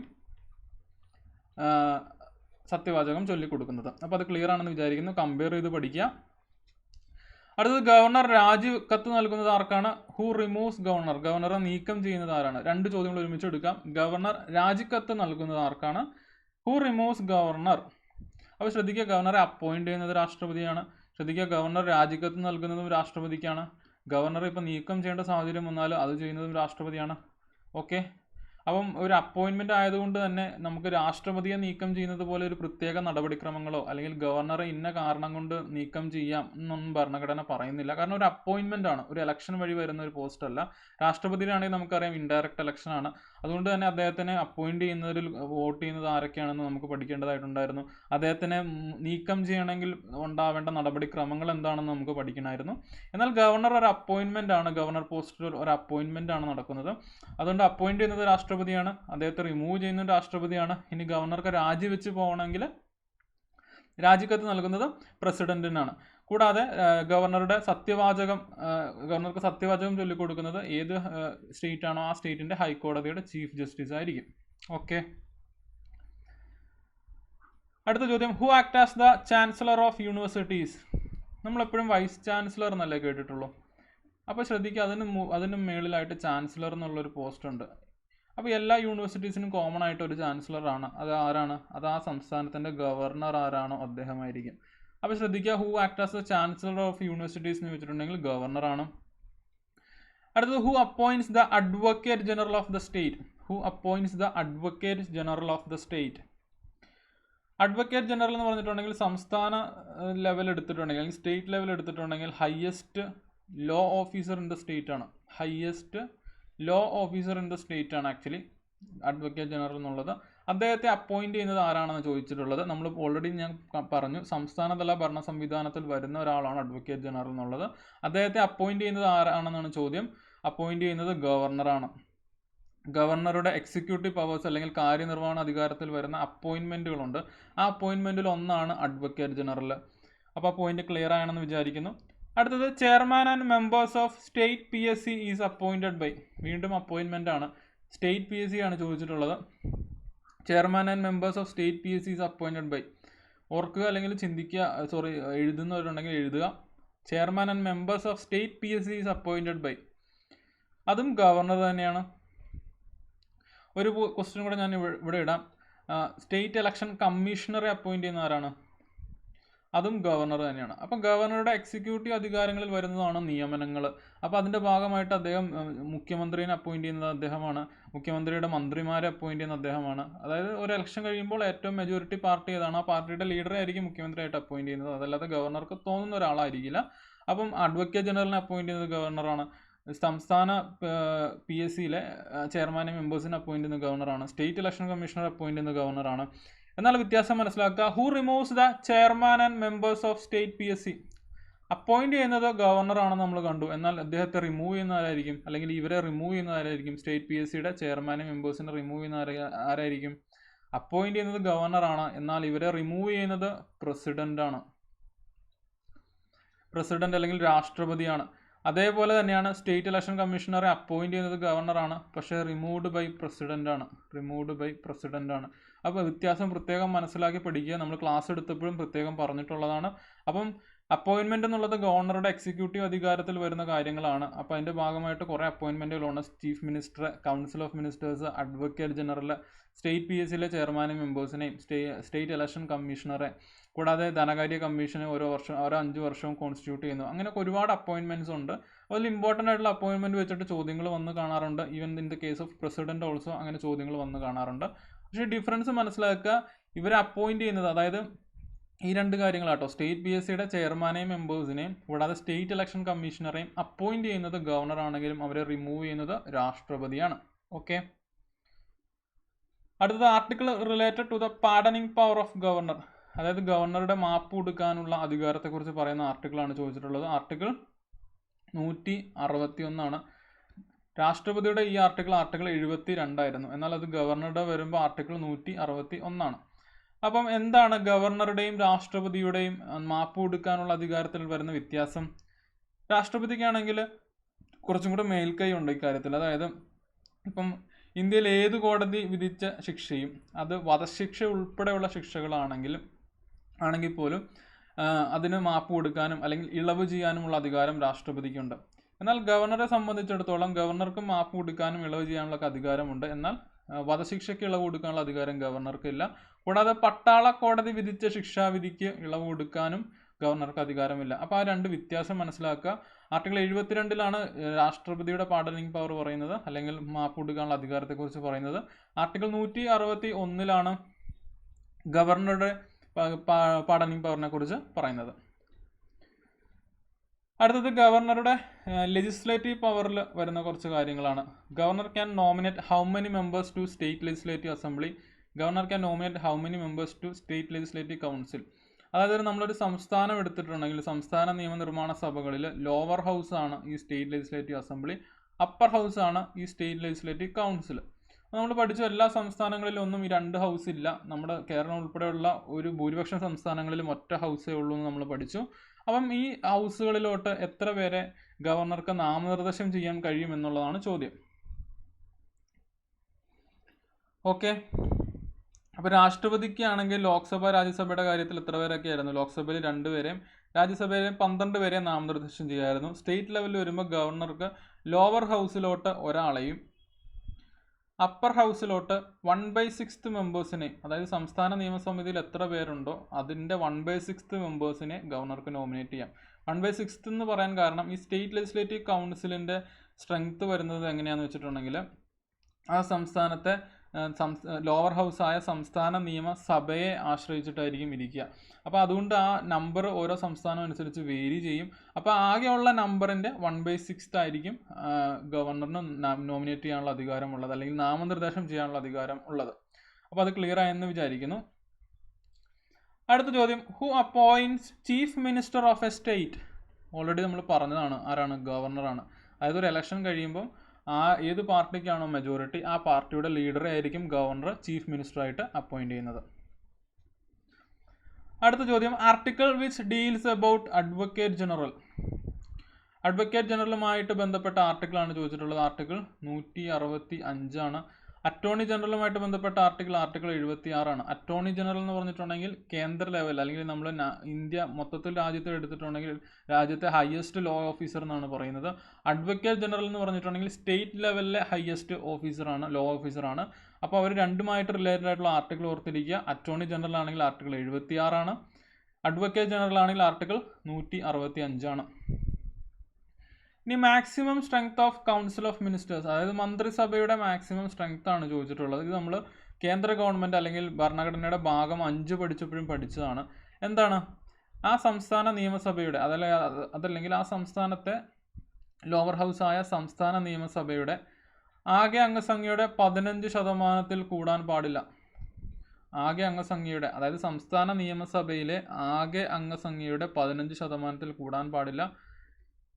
അപ്പോൾ ഇത് കൊണ്ടുവന്നത് 91st കോൺസ്റ്റിറ്റ്യൂഷണൽ അമെൻമെൻറ്റ് ആക്ട് 2003 പ്രകാരമാണ്. 2003 പ്രകാരമാണ്. വളരെ ഇമ്പോർട്ടൻ്റ് ആണ്. പാർലമെൻറ്റിൻ്റെ കാര്യത്തിലും ഇത് ആപ്ലിക്കബിൾ ആണ്. സ്റ്റേറ്റ് ലെജിസ്ലേച്ചറിൻ്റെ കാര്യങ്ങൾ പറയുമ്പോഴും ഇത് ആപ്ലിക്കബിൾ ആണ്. പാർലമെൻറ്റിൻ്റെ കാര്യത്തിൽ ലോക്സഭയുടെ അംഗസംഖ്യയുടെ 15% കൂടാൻ പാടില്ല എന്നുള്ളതാണ്. അപ്പോൾ അവിടെയും ഇവിടെയെല്ലാം ഇത് കൊണ്ടുവന്നത് ഈ ഒരു ഭേദഗതി വഴിയാണ്. 91st കോൺസ്റ്റിറ്റ്യൂഷണൽ അമെൻമെൻറ്റ് ആക്ട് 2003 പ്രകാരമാണ്. What is the qualification two become the advocate general of A state? എന്താണ് ക്വാളിഫിക്കേഷൻ? ക്വാളിഫിക്കേഷൻ എന്ന് പറഞ്ഞാൽ ഹൈക്കോടതി ജഡ്ജി ആവാനുള്ള യോഗ്യത ഉണ്ടാവണം എന്നുള്ളതാണ്. അപ്പോൾ ഹൈക്കോടതി ജഡ്ജി ആവാനുള്ള യോഗ്യത എന്താണ്? അതൊരു ചോദ്യമായിട്ട് വരുന്നുണ്ട്. അപ്പോൾ നമുക്ക് ഡിസ്കസ് ചെയ്യാം. അപ്പം ഒരു ഹൈക്കോടതി ജഡ്ജി ആവാനുള്ള യോഗ്യത ഇദ്ദേഹത്തിന് ഉണ്ടെങ്കിൽ അദ്ദേഹത്തിന് ആ സംസ്ഥാനത്തിൻ്റെ അഡ്വക്കേറ്റ് ജനറൽ ആവാനുള്ള യോഗ്യതയും ഉണ്ട്. അടുത്ത ചോദ്യം, States having bicameral legislature ഏതൊക്കെയാണെന്നാണ്.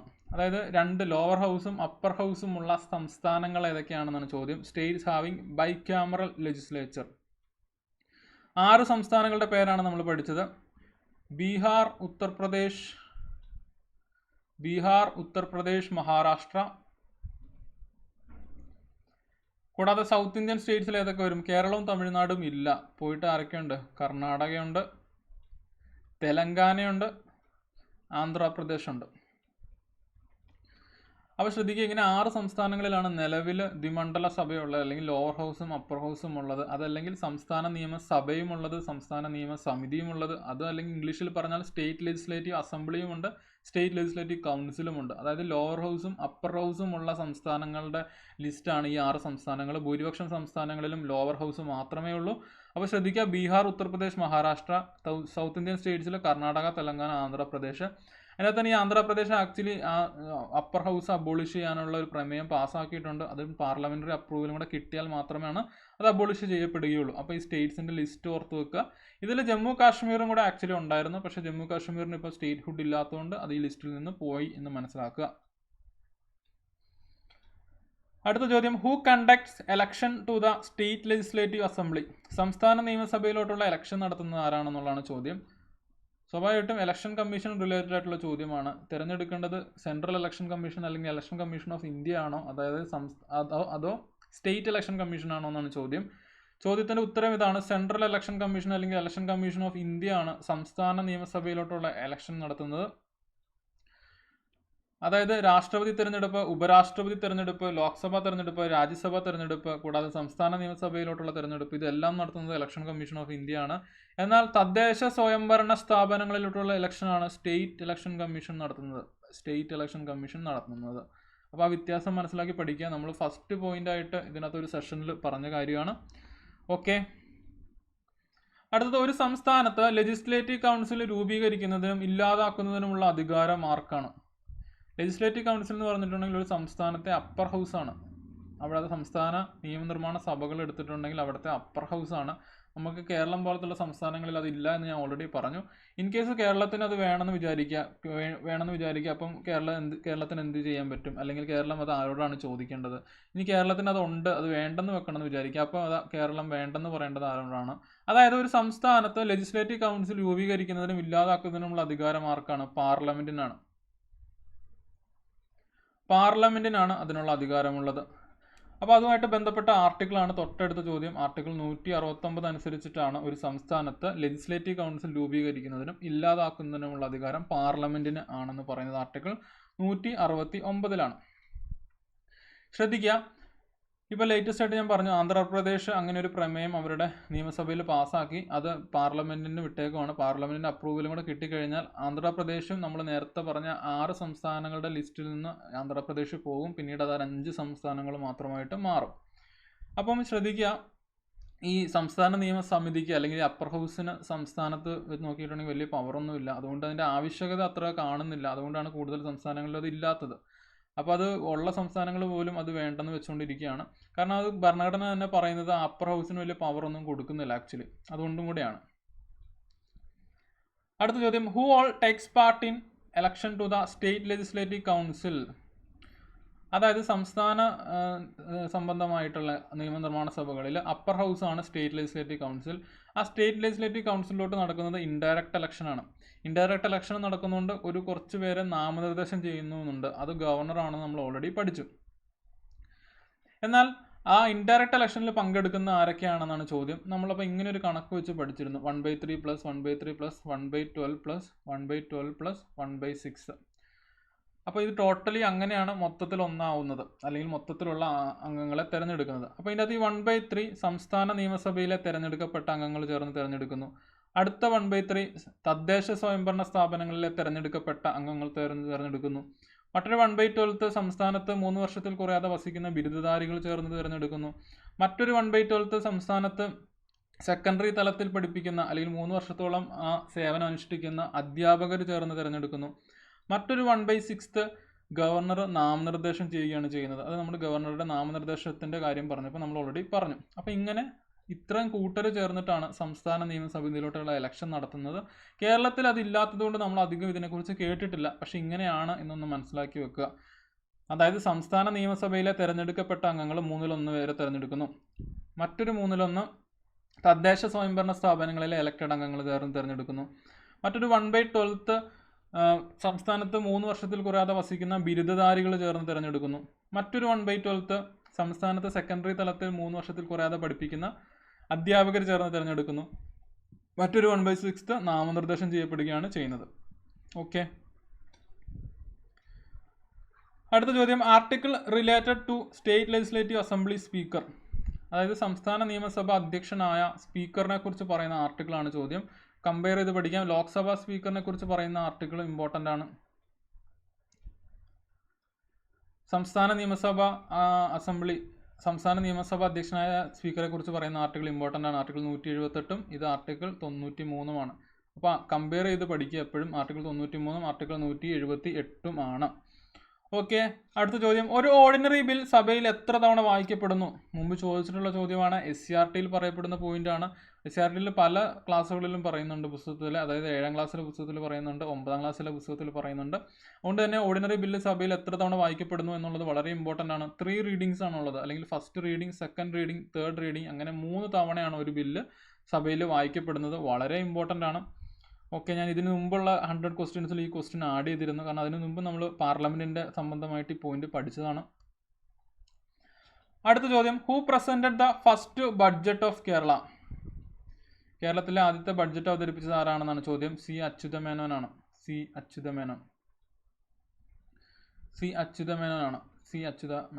Okay, അടുത്ത ചോദ്യം, ഇന്ത്യയിൽ ഹൈക്കോടതികൾ സ്ഥാപിക്കുന്നത് ഭരണഘടനയുടെ ഏത് വകുപ്പ് അനുസരിച്ചാണ്? ഇന്ത്യയിൽ ഹൈക്കോടതികൾ സ്ഥാപിക്കുന്നത് ഭരണഘടനയുടെ ഏത് വകുപ്പ് അനുസരിച്ചാണെന്നാണ് ചോദ്യം. ഒന്ന് ഓർക്കുക, അല്ലെങ്കിൽ എഴുതുന്നവരുണ്ടെങ്കിൽ എഴുതുക. അപ്പോൾ ഹൈക്കോടതികളെ കുറിച്ച് പഠിച്ചപ്പോൾ നമ്മൾ പറഞ്ഞത് ആർട്ടിക്കിൾ 214 മുതൽ 231 വരെയാണ് ഹൈക്കോടതികളെ കുറിച്ച് പറയുന്ന ആർട്ടിക്കിൾ. അപ്പോൾ ശ്രദ്ധിക്കുക, ഇന്ത്യയിൽ ഹൈക്കോടതികൾ സ്ഥാപിക്കുന്നത് ഭരണഘടനയുടെ ഏത് വകുപ്പ് അനുസരിച്ചാണെങ്കിൽ 214 ആർട്ടിക്കിൾ. 214 ആർട്ടിക്കിൾ അനുസരിച്ചിട്ടാണ് അത് പറയുന്നത്. കാരണം സ്റ്റാർട്ടിങ് ആർട്ടിക്കിൾ 214 അത് നമ്മൾ റേഞ്ച് വെച്ച് തന്നെ നമ്മൾ പഠിച്ചതാണ്. ഇന്ത്യയിൽ ഹൈക്കോടതികൾ സ്ഥാപിക്കുന്നത് ഭരണഘടനയുടെ ഏത് വകുപ്പ് അനുസരിച്ചാണ്? 214. ഓക്കെ, ഇന്ത്യയിൽ ആദ്യമായി ഹൈക്കോടതി നിലവിൽ വന്നത് എന്നാണ്? 1862 1861 ഇന്ത്യൻ ഹൈക്കോർട്ട്സ് ആക്ട് പ്രകാരം 1862 കൽക്കട്ടയിലാണ് വരുന്നത്. Followed by Bombay, Madras. അതിനുശേഷം 1866 നാലാമതായിട്ട് ഹൈക്കോടതി വരുന്നത് അലഹബാദിലാണ്. ഇത് നമ്മളൊരു ടൈം ലൈൻ പോലെ പഠിച്ചതാണ്. അപ്പോൾ ഇന്ത്യയിൽ ആദ്യമായി ഹൈക്കോടതി നിലവിൽ വന്നത് 1862 1861 ഇന്ത്യൻ ഹൈക്കോർട്ട് ആക്ട് പ്രകാരമാണ് വരുന്നത്. അന്ന് ആദ്യമായിട്ട് അത് വരുന്നത് കൽക്കട്ടയിലാണ്. പിന്നീട് ഫോളോഡ് ബൈ ബോംബെ, മദ്രാസ്. അതിനുശേഷം 1866 നാലാമത്തെ ഹൈക്കോടതി വരുന്നത് അലഹബാദ് ഹൈക്കോടതിയാണ് 1866. അപ്പോൾ ആ ടൈം ലൈൻ വെച്ച് നമ്മൾ പഠിച്ചതാണ്. അപ്പോൾ നിലവിൽ എത്ര ഹൈക്കോടതി ഉണ്ടെന്ന് നമ്മൾ പഠിച്ചു. What is the number of high courts in India? Latest ആയിട്ട് ഫോം ചെയ്ത തെലങ്കാന ഹൈക്കോടതി ഉൾപ്പെടെ 25 ഹൈക്കോടതികളാണ് നമുക്ക് നിലവിൽ നമ്മുടെ രാജ്യത്തുള്ളത്. 25 ഹൈക്കോടതികളാണ്. അപ്പോൾ ശ്രദ്ധിക്കുക, നമുക്ക് 28 സംസ്ഥാനങ്ങളുണ്ട്. അപ്പോൾ 25 ഹൈക്കോടതിയുള്ളൂ. അപ്പം ശ്രദ്ധിക്കുക, ചിലപ്പോൾ ഏതെങ്കിലും ഒരു ഹൈക്കോടതിയുടെ, ചിലപ്പോൾ നല്ല ഏതെങ്കിലും ഒരു ഹൈക്കോടതിയുടെ കീഴിൽ 1-2 സംസ്ഥാനങ്ങൾ വരാം. നമുക്കറിയാം ചണ്ഡീഗഡ് ഹൈക്കോർട്ടിൻ്റെ കീഴിലാണ് പഞ്ചാബും ഹരിയാനയും വരുന്നത്. മഹാരാഷ്ട്ര ഹൈക്കോടതിയുടെ കീഴിലാണ് മഹാരാഷ്ട്രയും ഗോവ സംസ്ഥാനങ്ങൾ വരുന്നത്. അപ്പോൾ അതുകൊണ്ടാണ് 28 സംസ്ഥാനങ്ങളിലുണ്ടെങ്കിലും നിലവിൽ 25 ഹൈക്കോടതികളായിട്ട് നിൽക്കുന്നത്. കൂടാതെ നോർത്ത് ഈസ്റ്റിലോട്ട് പോയിട്ടുണ്ടെങ്കിൽ ഗുവാഹട്ടി ഹൈക്കോടതിയുടെ കീഴിലാണ് കുറച്ച് സംസ്ഥാനങ്ങൾ വരുന്നുണ്ട്. അപ്പം what is A number of high courts in India എന്ന് ചോദിച്ചിട്ടുണ്ടെങ്കിൽ 25 ഹൈക്കോർട്ട്സ് ആണ്, 25 ഹൈക്കോർട്ടാണ്. അപ്പോൾ ഇന്ത്യയിൽ ആദ്യമായിട്ട് ഹൈക്കോടതി നിലവിൽ വന്നത് 1862 അടുത്തത്, ഹൈക്കോടതി ചീഫ് ജസ്റ്റിസിനെയും ജഡ്ജിമാരെയും നിയമിക്കുന്നത് ആരാണ്? ഹൈക്കോടതി ചീഫ് ജസ്റ്റിസിനെയും ജഡ്ജിമാരെയും നിയമിക്കുന്നത് ആരാണ്? രാഷ്ട്രപതിയാണ്. വളരെ ഇമ്പോർട്ടൻ്റ് ആണ്. ഗവർണർ ആണെന്ന് വിചാരിക്കരുത്. സ്വാഭാവികമായിട്ടും ഗവർണർ ഓപ്ഷൻസിലുണ്ടാവും. ഹൈക്കോടതി ചീഫ് ജസ്റ്റിസിനെയും ജഡ്ജിമാരെയും നിയമിക്കുന്നത് ആരാണ്? പ്രസിഡന്റാണ്. ഹൈക്കോടതി ജഡ്ജി ആകാനുള്ള യോഗ്യത എന്താണ്? അതിപ്പോൾ നമ്മൾ നേരത്തെ അഡ്വക്കേറ്റ് ജനറൽ കണ്ടപ്പോൾ പഠിച്ചില്ല. അഡ്വക്കേറ്റ് ജനറൽ ആകാനുള്ള യോഗ്യത എന്ന് പറഞ്ഞിട്ടുണ്ടെങ്കിൽ ഒരു ഹൈക്കോടതി ജഡ്ജി ആകാനുള്ള യോഗ്യതയായിരുന്നു. അപ്പോൾ ഹൈക്കോടതി ജഡ്ജി ആകാനുള്ള യോഗ്യത എന്താണ്? ഇന്ത്യയിൽ ഒരു ജുഡീഷ്യൽ ഓഫീസിൽ 10 വർഷത്തെ സേവന പാരമ്പര്യം ഉണ്ടാവുക, അല്ലെങ്കിൽ എക്സ്പീരിയൻസ് ഉണ്ടാവുക. അതല്ലെങ്കിൽ ഹൈക്കോടതിയിൽ തന്നെ 10 വർഷം അഡ്വക്കേറ്റ് ആയിട്ട് സേവനം അനുഷ്ഠിച്ചിട്ടുണ്ടാവുക. അപ്പോൾ ഈ 2 കാറ്റഗറികളിൽ ഏതെങ്കിലും കാറ്റഗറിയിൽ വരുന്ന ആളാണെങ്കിൽ അദ്ദേഹത്തിന് ഹൈക്കോടതി ജഡ്ജി ആവാം, അദ്ദേഹത്തിന് അഡ്വക്കേറ്റ് ജനറലും വേണമെങ്കിൽ ആവാം. അതായത് ഇന്ത്യയിൽ ഏതെങ്കിലും ഒരു ജുഡീഷ്യൽ ഓഫീസിൽ 10 വർഷത്തെ പ്രവർത്തന പരിചയം, അതല്ലെങ്കിൽ 10 വർഷം ഇന്ത്യയിൽ ഏതെങ്കിലും ഹൈക്കോടതിയിൽ തന്നെ 10 വർഷം അഡ്വക്കേറ്റ് ആയിട്ട് സേവനം അനുഷ്ഠിച്ചിട്ടുണ്ടാവണം. എന്നാൽ സുപ്രീം കോടതി ജഡ്ജിക്ക് ഒരു ക്വാളിഫിക്കേഷനും കൂടെ ഉണ്ട്. അതായത് രാഷ്ട്രപതിയുടെ അഭിപ്രായത്തിൽ ഒരു പ്രഗത്ഭനായ നിയമജ്ഞൻ എന്ന് ഒരു തോന്നലുണ്ടെങ്കിൽ, എന്ന് തോന്നിയിട്ടുള്ള ഒരാളാണെങ്കിൽ അദ്ദേഹത്തെയും വേണമെങ്കിൽ അപ്പോയിന്റ് ചെയ്യാം. പക്ഷെ സംസ്ഥാന ഹൈക്കോടതിയുടെ കാര്യത്തിൽ അങ്ങനത്തെ ഒരു യോഗ്യത ഇല്ല. അതായത് ഒരു പ്രഗത്ഭനായ നിയമജ്ഞൻ അല്ലെങ്കിൽ ഒരു എമിനന്റ് ജൂറിസ്റ്റ് എന്ന് രാഷ്ട്രപതിക്ക് തോന്നിയാൽ അദ്ദേഹത്തെ ഹൈക്കോടതി ജഡ്ജായിട്ട് അപ്പോയിന്റ് ചെയ്യാൻ കഴിയില്ല. പക്ഷെ സുപ്രീം കോടതി ജഡ്ജിമാരുടെ കാര്യത്തിൽ അങ്ങനെ ഒരു യോഗ്യതയും കൂടി ഉണ്ടായിരുന്നു. അപ്പോൾ അത് ക്ലിയർ ആയെന്ന് വിചാരിക്കുന്നു. അടുത്തത് ഹൈക്കോടതി ജഡ്ജിമാരുടെ വിരമിക്കൽ പ്രായം 62 വയസ്സാണ്. സുപ്രീം കോടതി ജഡ്ജിമാരുടെ വിരമിക്കൽ പ്രായം 65 വയസ്സായിരുന്നു. നമ്മൾ പഠിച്ചതാണ്. അടുത്തത് ഹൈക്കോടതി ജഡ്ജിമാർ സത്യപ്രതിജ്ഞ ചെയ്യുന്നത് ആരുടെ മുന്നിലാണ്? ഹൈക്കോടതി ജഡ്ജിമാർ സത്യപ്രതിജ്ഞ ചെയ്യുന്നത് ആരുടെ മുന്നിലാണ്? നമ്മൾ പറഞ്ഞു ഹൈക്കോടതി ജഡ്ജിമാരുമായിട്ട് ബന്ധപ്പെട്ട് ആകെ ഗവർണറുടെ റോള് വരുന്നത് ഇവിടെ മാത്രമാണ്. അപ്പോൾ സത്യപ്രതിജ്ഞ ചൊല്ലുന്നിടത്ത് മാത്രമാണ് ഗവർണറുടെ റോള് ഹൈക്കോടതി ജഡ്ജിമാരെ സംബന്ധിച്ചിടത്തോളം വരുന്നത്. അവരെ അപ്പോയിന്റ് ചെയ്യുന്നത് രാഷ്ട്രപതിയാണ്. അവർക്ക് സത്യവാചകം ചൊല്ലിക്കൊടുക്കുന്നത് ഗവർണറാണ്. ഇനി ഹൈക്കോടതി ജഡ്ജിമാരെ രാജിക്കത്ത് നൽകുന്നത് ആർക്കാണ്? ഹൈക്കോടതി ജഡ്ജിമാരെ നീക്കം ചെയ്യുന്നത് ആരാണ്? ഇത് രണ്ടിൻ്റെയും ഉത്തരം പ്രസിഡന്റ് ആണ്.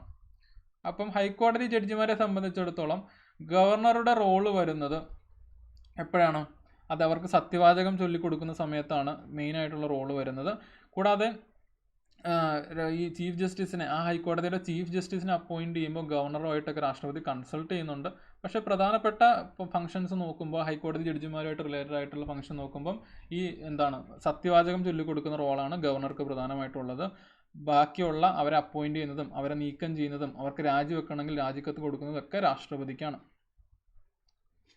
അടുത്ത ചോദ്യം, article which deals about the writ jurisdiction of high court. എന്താണ് റിട്ട് ജുറിസ്ഡിക്ഷൻ?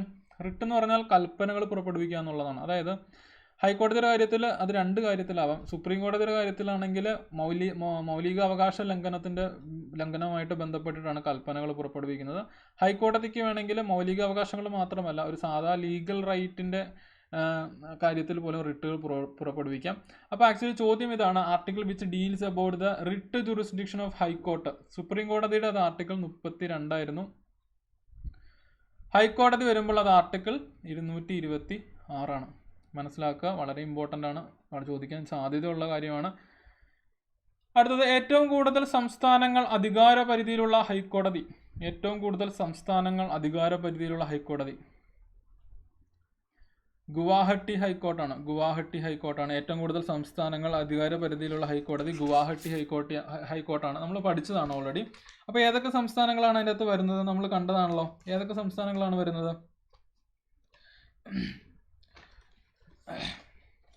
നമ്മൾ പഠിച്ചതാണ്. അരുണാചൽ പ്രദേശ്, ആസാം, പിന്നെ 2 സംസ്ഥാനങ്ങളിവിടെ, മിസോറാം, നാഗാലാൻഡ്. അങ്ങനെ 4 സംസ്ഥാനങ്ങളാണ് ഗുവാഹട്ടി ഹൈക്കോടതിയുടെ കീഴിൽ വരുന്നത്. അരുണാചൽ പ്രദേശ്, ആസാം, മിസോറാം, നാഗാലാൻഡ്. അപ്പോൾ അത് മനസ്സിലാക്കിയിരിക്കുക, വളരെ ഇമ്പോർട്ടൻ്റ് ആയിട്ടുള്ള പോയിന്റ് ആണ്. അടുത്ത ചോദ്യം, which high court has the highest number of judges? Which high court has the highest number of judges? അപ്പോൾ ശ്രദ്ധിക്കുക, ഞാൻ പറഞ്ഞു നമുക്ക് സുപ്രീം കോടതിയുടെ കാര്യത്തിൽ നിലവിൽ 1+33 ആണ്. ചീഫ് ജസ്റ്റിസ് പ്ലസ് 33 ജഡ്ജിമാർ എന്നുള്ളൊരു നമ്പറാണ്. എന്നാൽ ഹൈക്കോടതിയിൽ ഓരോ ഹൈക്കോടതി അനുസരിച്ചും ഈ നമ്പർ മാറും. അപ്പോൾ അങ്ങനെ ഏറ്റവും കൂടുതൽ ജഡ്ജസ് ഉള്ള ഹൈക്കോടതി ഏതാണെന്നാണ് ചോദ്യം. ഏത് ഹൈക്കോടതിയാണ്? അലഹബാദ് ഹൈക്കോടതിയാണ്. അലഹബാദ് ഹൈക്കോർട്ടിലാണ് ഏറ്റവും കൂടുതൽ ജഡ്ജസ് ഉള്ള ഹൈക്കോടതി. വളരെ ഇമ്പോർട്ടൻറ്റ് പോയിന്റ് ആണ്. ഓക്കെ,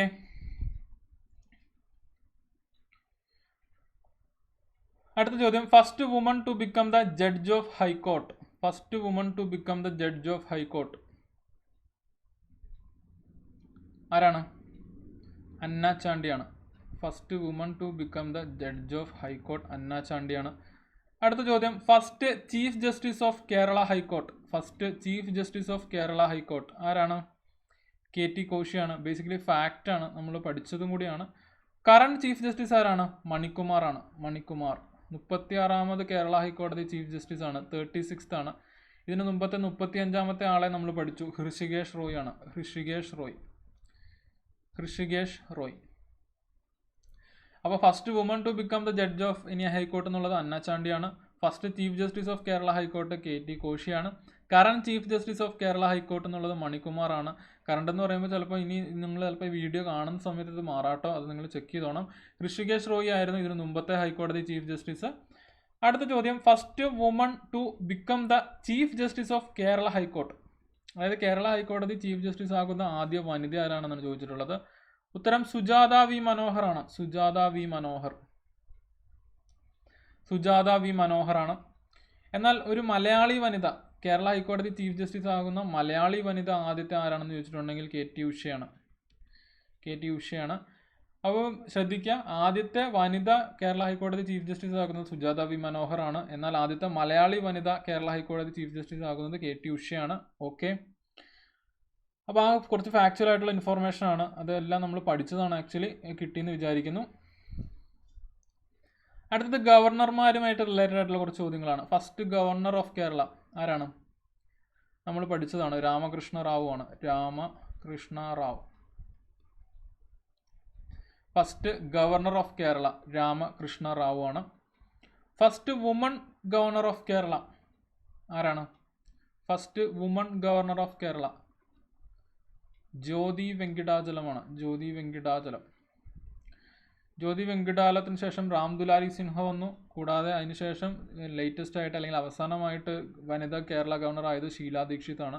അപ്പം അങ്ങനെ നിലവിൽ 3 വനിതാ ഗവർണർമാരാണ് കേരളത്തിന് ഉണ്ടായിട്ടുള്ളത്. ജ്യോതി വെങ്കിടാചലം, റാം ദുലാരി സിൻഹ, മൂന്നാമതായിട്ട് Sheela Dikshit. Okay, first governor Ramakrishna Rao ആയിരുന്നു. അടുത്ത first Kerala governor to die in office, second Kerala governor to die in office. First Kerala governor to die in office ആരാണ്? സിക്കന്ദർ ഭക്ത് ആണ്. Second Kerala governor to die in office MOH Farooq ആണ്. അപ്പം കേരള ഗവർണർ ആയിരിക്കെ മരണപ്പെടുന്ന ആദ്യത്തെ വ്യക്തി സിക്കന്ദർ ഭക്ത് ആണ്. കേരള ഗവർണർ ആയിരിക്കെ മരണപ്പെടുന്ന രണ്ടാമത്തെ വ്യക്തി MOH ഫറൂഖ് ആണ്. MOH ഫറൂഖിന്റെ മറ്റൊരു പ്രത്യേകത youngest chief minister of India ആണ്. Youngest chief minister of India. അതായത് നമ്മൾ സ്റ്റേറ്റ്സും കൂടാതെ യൂണിയൻ ടെറിട്ടറീസും കൂടെ കമ്പയർ ചെയ്തിട്ടുണ്ടെങ്കിൽ ഇദ്ദേഹം പുതുച്ചേരി ചീഫ് മിനിസ്റ്റർ ആയിരുന്നു. അപ്പോൾ അദ്ദേഹമാണ് ഏറ്റവും യങ്ങായിട്ടുള്ള ചീഫ് മിനിസ്റ്റർ ആയിട്ടുള്ളത്. അദ്ദേഹമാണ് MOH ഫറൂഖ് ആണ്. അദ്ദേഹത്തിന് കേരള റിലേഷൻ ഉള്ളത് കൊണ്ട് തന്നെ, അതായത് കേരള ഗവർണർ ആയിരിക്കാൻ മരണപ്പെടുന്ന രണ്ടാമത്തെ വ്യക്തിയാണ്. അതുകൊണ്ട് തന്നെ നമുക്ക് പരീക്ഷയ്ക്ക് വേണ്ടി ചോദ്യം വരാം, അതല്ലെങ്കിൽ അറ്റ്ലീസ്റ്റ് ഓപ്ഷനിലെങ്കിലും വരാവുന്ന ഒരു സാധനമാണ്. അപ്പോൾ ഓപ്ഷനിൽ വരുമ്പോൾ ചിലപ്പോൾ നമുക്ക് ഈ ഫാക്ട്സ് അറിയാമെങ്കിൽ ചിലപ്പോൾ എലിമിനേറ്റ് ചെയ്യാനെങ്കിലും പറ്റും അറ്റ്ലീസ്റ്റ്. അതുകൊണ്ട് അങ്ങനെ കേരള റിലേഷൻ വരുന്ന കാര്യങ്ങൾ കുറച്ച് ഫോക്കസ് കൊടുത്ത് പഠിക്കാം. അടുത്തത് first Malayali to become Kerala governor.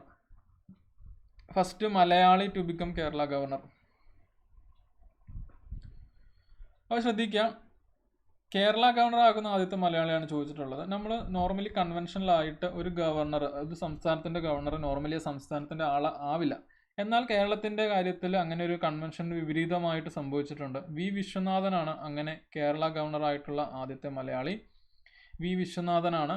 ഇദ്ദേഹം തന്നെയാണ് ഏറ്റവും കൂടുതൽ കേരള ഗവർണറായിരുന്ന ഒരു വ്യക്തിയും ഇദ്ദേഹം തന്നെയായിരുന്നു. കാരണം അടിയന്തരാവസ്ഥയുടെ സമയത്തൊക്കെ ആയിരുന്നതുകൊണ്ട് തന്നെ ഗവർണറിൻ്റെ ആ ഓഫീസ് കുറച്ചും കൂടെ നീട്ടപ്പെടേണ്ടി വന്നു. അതുകൊണ്ട് തന്നെ ഏറ്റവും കൂടുതൽ കാലം ഗവർണർ ആയിരുന്നതും ഒരു മലയാളി തന്നെയാണ്. നമുക്ക് ചിലപ്പം പഠിച്ചില്ലെങ്കിൽ നമ്മൾ ചിലപ്പം വിചാരിക്കാത്തൊരു കാര്യമാണ്. വി വിശ്വനാഥനാണ് അദ്ദേഹം first Malayali to become Kerala governor. എന്നാൽ ആദ്യമായിട്ട് ഗവർണർ ആകുന്ന ഒരു മലയാളി ആരാന്ന് വെച്ചിട്ടുണ്ടെങ്കിൽ VP മേനനാണ്. മലയാളി വനിത ആരാന്ന് വെച്ചിട്ടുണ്ടെങ്കിൽ ഫാത്തിമ ബീവി ആണ്. പക്ഷെ അവർ കേരള ഗവർണേഴ്സ് ആയിരുന്നില്ല, അത് മനസ്സിലാക്കുക. VP മേനനും ഫാത്തിമ ബീവി ആണ്. മലയാളി ആയിട്ടുള്ള ആദ്യത്തെ കേരള ഗവർണർ വി വിശ്വനാഥനാണ്. ഓക്കെ, അടുത്തത് first woman chief minister of any state. First woman chief minister of any state. ആദ്യത്തെ വനിതാ മുഖ്യമന്ത്രി ആകുന്ന ഏതെങ്കിലും ഒരു സംസ്ഥാനത്തിൻ്റെ വനിതാ മുഖ്യമന്ത്രി ആയിട്ടുള്ള ആളാരാണെന്ന് ചോദ്യം. സുചേത കൃപലാനിയാണ്. യങ്ങസ്റ്റ് ചീഫ് മിനിസ്റ്റർ ആരാണ്? ഞാൻ ഓൾറെഡി പറഞ്ഞു, MOH ഫറൂഖാണ്. അതായത് കേരള ഗവർണർ ആയിരിക്കെ മരണപ്പെടുന്ന രണ്ടാമത്തെ വ്യക്തി. ആദ്യത്തെ വ്യക്തി ആരാണ്? സിക്കന്ദർ ഭക്ത് ആയിരുന്നു. അടുത്ത ചോദ്യം, ലോങ്സ്റ്റ് സെർവിങ് ചീഫ് മിനിസ്റ്റർ, ഏറ്റവും കൂടുതൽ കാലം മുഖ്യമന്ത്രി ആയിരുന്ന വ്യക്തി. വളരെ ഇമ്പോർട്ടൻ്റ് ആണ്, ഒരു റീസെൻറ്റ് കറണ്ട് അഫെയർ എന്ന് വേണമെങ്കിൽ നമുക്ക് പറയാം. പവൻ ചാമ്ലിംഗ് ആണ്. സിക്കിം മുഖ്യമന്ത്രി ആയിരുന്ന പവൻ ചാമ്ലിംഗ് ആണ്. ഇദ്ദേഹം ജ്യോതി ബസുവിൻ്റെ റെക്കോർഡ് പൊട്ടിച്ചിട്ടാണ് ലോങ്സ്റ്റ് സെർവിങ് ചീഫ് മിനിസ്റ്റർ ആയതെന്നൊക്കെ നമ്മൾ പഠിച്ചു. ഓക്കെ, അടുത്ത ചോദ്യം, first person to become prime minister after becoming chief minister. അതായത് നമ്മുടെ നിലവിലത്തെ പ്രധാനമന്ത്രിയായ നരേന്ദ്രമോദി, അദ്ദേഹം മുൻപ് ഒരു മുഖ്യമന്ത്രിയായിരുന്നു, ഗുജറാത്ത് മുഖ്യമന്ത്രിയായിരുന്നു. അപ്പോൾ അത്തരത്തിൽ മുഖ്യമന്ത്രി ആയതിനു ശേഷം പ്രധാനമന്ത്രിയായ വ്യക്തികളെക്കുറിച്ച് നമ്മൾ പഠിച്ചിരുന്നു.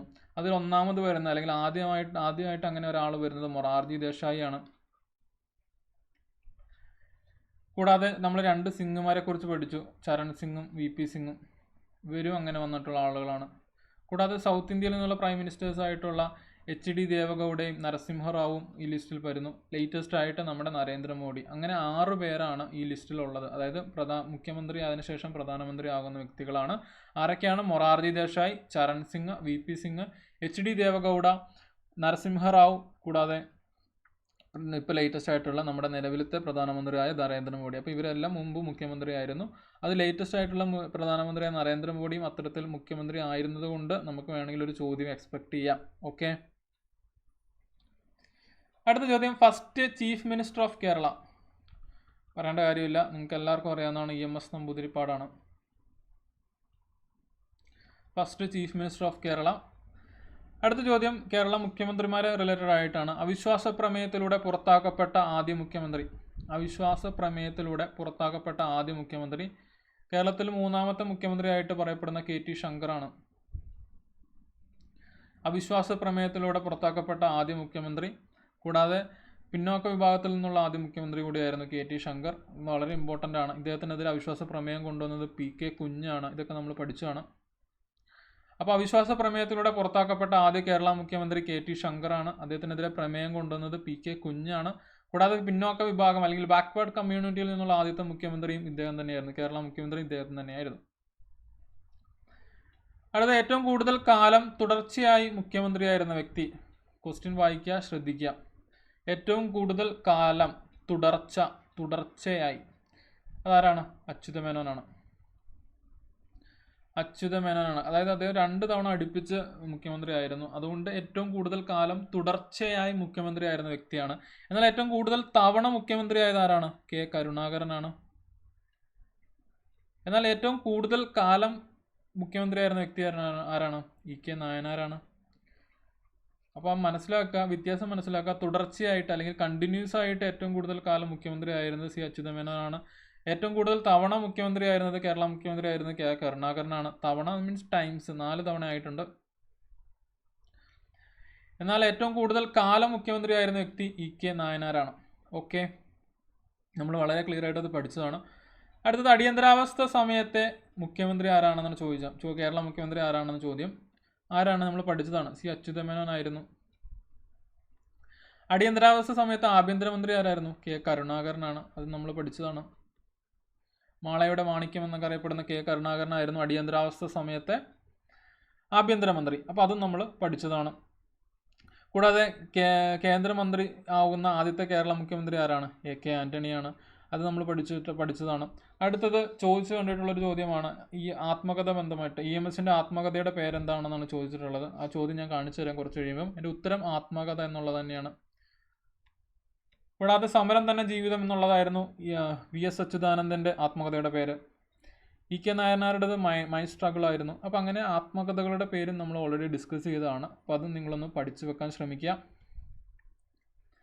ഇനി നമുക്ക് ഇതിനു മുമ്പ് PSCക്ക് വന്നിട്ടുള്ള കുറച്ച് ചോദ്യങ്ങൾ നോക്കാം. ഞാൻ പറയുന്ന കാര്യം ശ്രദ്ധിക്കുക. ഇമ്പോർട്ടൻസ് വൈസ് നോക്കുകയാണെങ്കിൽ കേരളത്തിൻ്റെ കാര്യങ്ങൾ അല്ലെങ്കിൽ കേരള രാഷ്ട്രീയവുമായിട്ട് ബന്ധപ്പെട്ടിട്ടുള്ള കൂടുതൽ ചോദ്യങ്ങളായിരിക്കും നമുക്ക് ഈ ഒരു ഭാഗത്ത് നിന്ന് എക്സ്പെക്ട് ചെയ്യേണ്ടത്.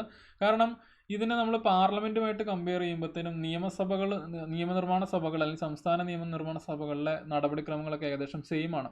അപ്പം ഇതിന് മുമ്പ് നമ്മൾ പഠിച്ച മൊഡ്യൂൾ 4ഉം 5ഉം ആക്ച്വലി ഈ നിയമനിർമ്മാണവുമായിട്ട് ബന്ധപ്പെട്ട കാര്യങ്ങളാണ്. അത് കേന്ദ്ര തലത്തിലുള്ള കാര്യങ്ങളാണ് പഠിച്ചത്. സ്റ്റിൽ സംസ്ഥാനത്തിൻ്റെ കാര്യത്തിൽ വരുമ്പോഴും നിയമനിർമ്മാണവുമായിട്ട് ബന്ധപ്പെട്ട കുറേ കാര്യങ്ങളൊക്കെ അത് തന്നെയാണ്, പാർലമെൻറ്റ് പഠിച്ച സംഭവങ്ങളൊക്കെ തന്നെയാണ്. എന്നാൽ ചില വ്യത്യാസമുള്ള കാര്യങ്ങളാണ് നമ്മൾ ഈ മൊഡ്യൂളിൽ പഠിച്ചത്. അപ്പോൾ അതിൽ തന്നെ ഏറ്റവും ഇമ്പോർട്ടൻ്റ് ആയിട്ടുള്ള കാര്യങ്ങൾ മാത്രം പഠിച്ചാൽ മതി. എല്ലാ കാര്യങ്ങളും ഒന്നും പഠിക്കേണ്ട. നമ്മൾ ഇമ്പോർട്ടൻ്റ് ആയിട്ടുള്ള കാര്യങ്ങൾ മാത്രമേ ആക്ച്വലി ഡിസ്കസ് ചെയ്തിട്ടുള്ളൂ. പക്ഷേ ശ്രദ്ധിക്കുക, ഒരു കമ്പാരിസൺ വരുമ്പോഴത്തേനും ഈ മൊഡ്യൂൾ കുറച്ച് വെയിറ്റേജ് അല്ലെങ്കിൽ കുറവാണെന്നുണ്ടെങ്കിൽ നമുക്ക് പറയാം. പക്ഷേ ഈ ഫാക്ച്വൽ ആയിട്ടുള്ള ക്വസ്റ്റ്യനുകൾ പ്രതീക്ഷിക്കാം തീർച്ചയായിട്ടും ഈ മൊഡ്യൂളിൽ നിന്ന്. അപ്പോൾ നമുക്ക് ഒന്നാമത്തെ ചോദ്യം നോക്കാം. ഗവർണറെ നിയമിക്കുന്നത് ആരാണ്? നമ്മൾ പഠിച്ചതാണ്. ഗവർണറെ നിയമിക്കുന്നത് ആരാണ്? ഇന്നത്തെ ക്വസ്റ്റ്യൻ സെഷനിൽ ഞാൻ പറഞ്ഞതാണ്. ഗവർണറെ നിയമിക്കുന്നത് ആരാണ്? ഗവർണറുടെ പോസ്റ്റ് എന്നുള്ളത് ഒരു ഡയറക്റ്റ് ഇലക്ഷനോ അല്ലെങ്കിൽ ഇൻഡയറക്റ്റ് ഇലക്ഷനോ നടക്കുന്ന ഒരു പോസ്റ്റ് അല്ല. ഡയറക്റ്റ് അല്ലെങ്കിൽ ഇൻഡയറക്റ്റ് ഇലക്ഷൻ നടക്കുന്ന പോസ്റ്റ് അല്ല. നമുക്കറിയാം, രാഷ്ട്രപതി എന്നുള്ളത് ഒരു ഇൻഡയറക്റ്റ്ലി തിരഞ്ഞെടുക്കപ്പെടുന്ന ആളാണ്. അതുപോലെ അല്ല ഗവർണർ എന്ന് മനസ്സിലാക്കുക. ഗവർണറുടെ ഒരു അപ്പോയിൻമെൻ്റ് ആണ്. അദ്ദേഹത്തെ അപ്പോയിൻറ്റ് ചെയ്യുന്നത് രാഷ്ട്രപതിയാണ്. പ്രസിഡന്റ് അല്ലെങ്കിൽ രാഷ്ട്രപതിയാണ്.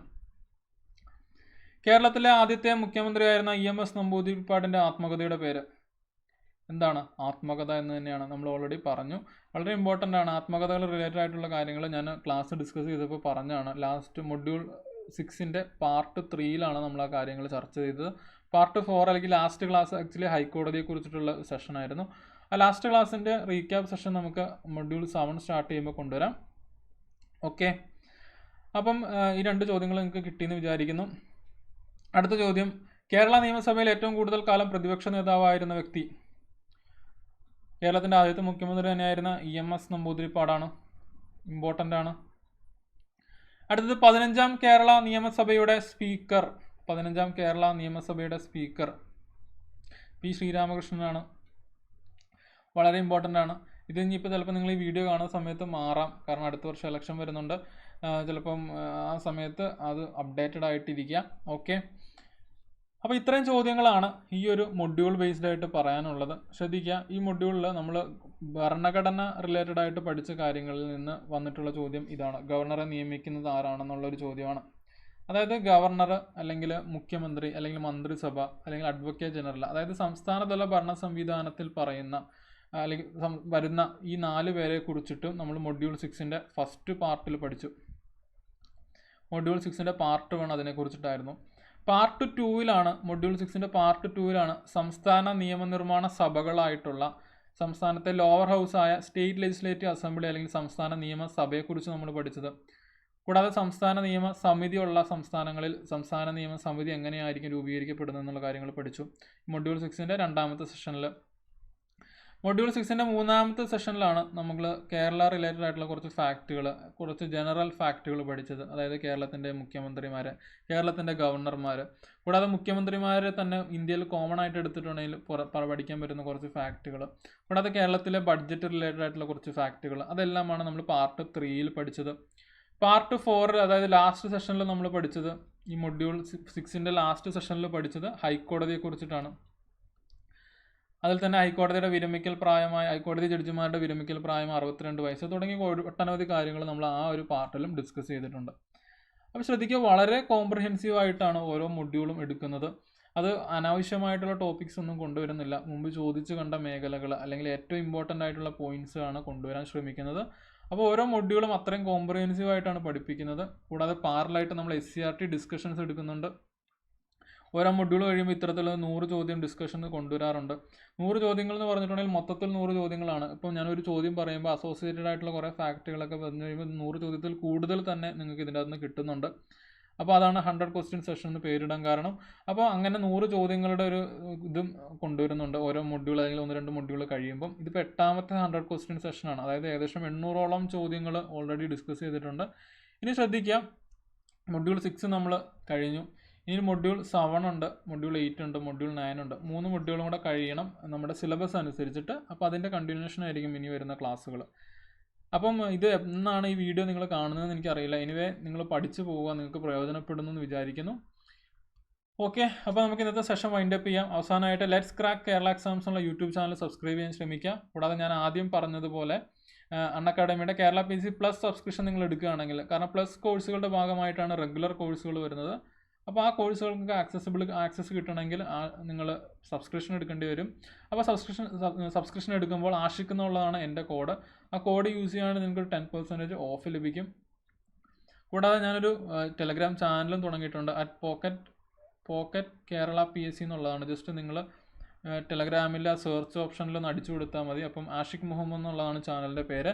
അപ്പോൾ ആ ചാനലിൽ നിങ്ങൾ ജോയിൻ ചെയ്യുകയാണെങ്കിൽ നിങ്ങൾക്ക് ലേറ്റസ്റ്റ് ആയിട്ടുള്ള സ്പെഷ്യൽ ക്ലാസ്സുകളുടെ അപ്ഡേറ്റ്സ് ഒക്കെ കിട്ടും. കൂടാതെ നമുക്ക് വേറെ നോട്ട്സ് ഷെയർ ചെയ്യാനും അങ്ങനെയൊക്കെ ആ ചാനൽ ഉപയോഗിക്കാവുന്നതാണ്. അപ്പോൾ ആ ചാനലും കൂടെ ജോയിൻ ചെയ്യാൻ ശ്രമിക്കുക.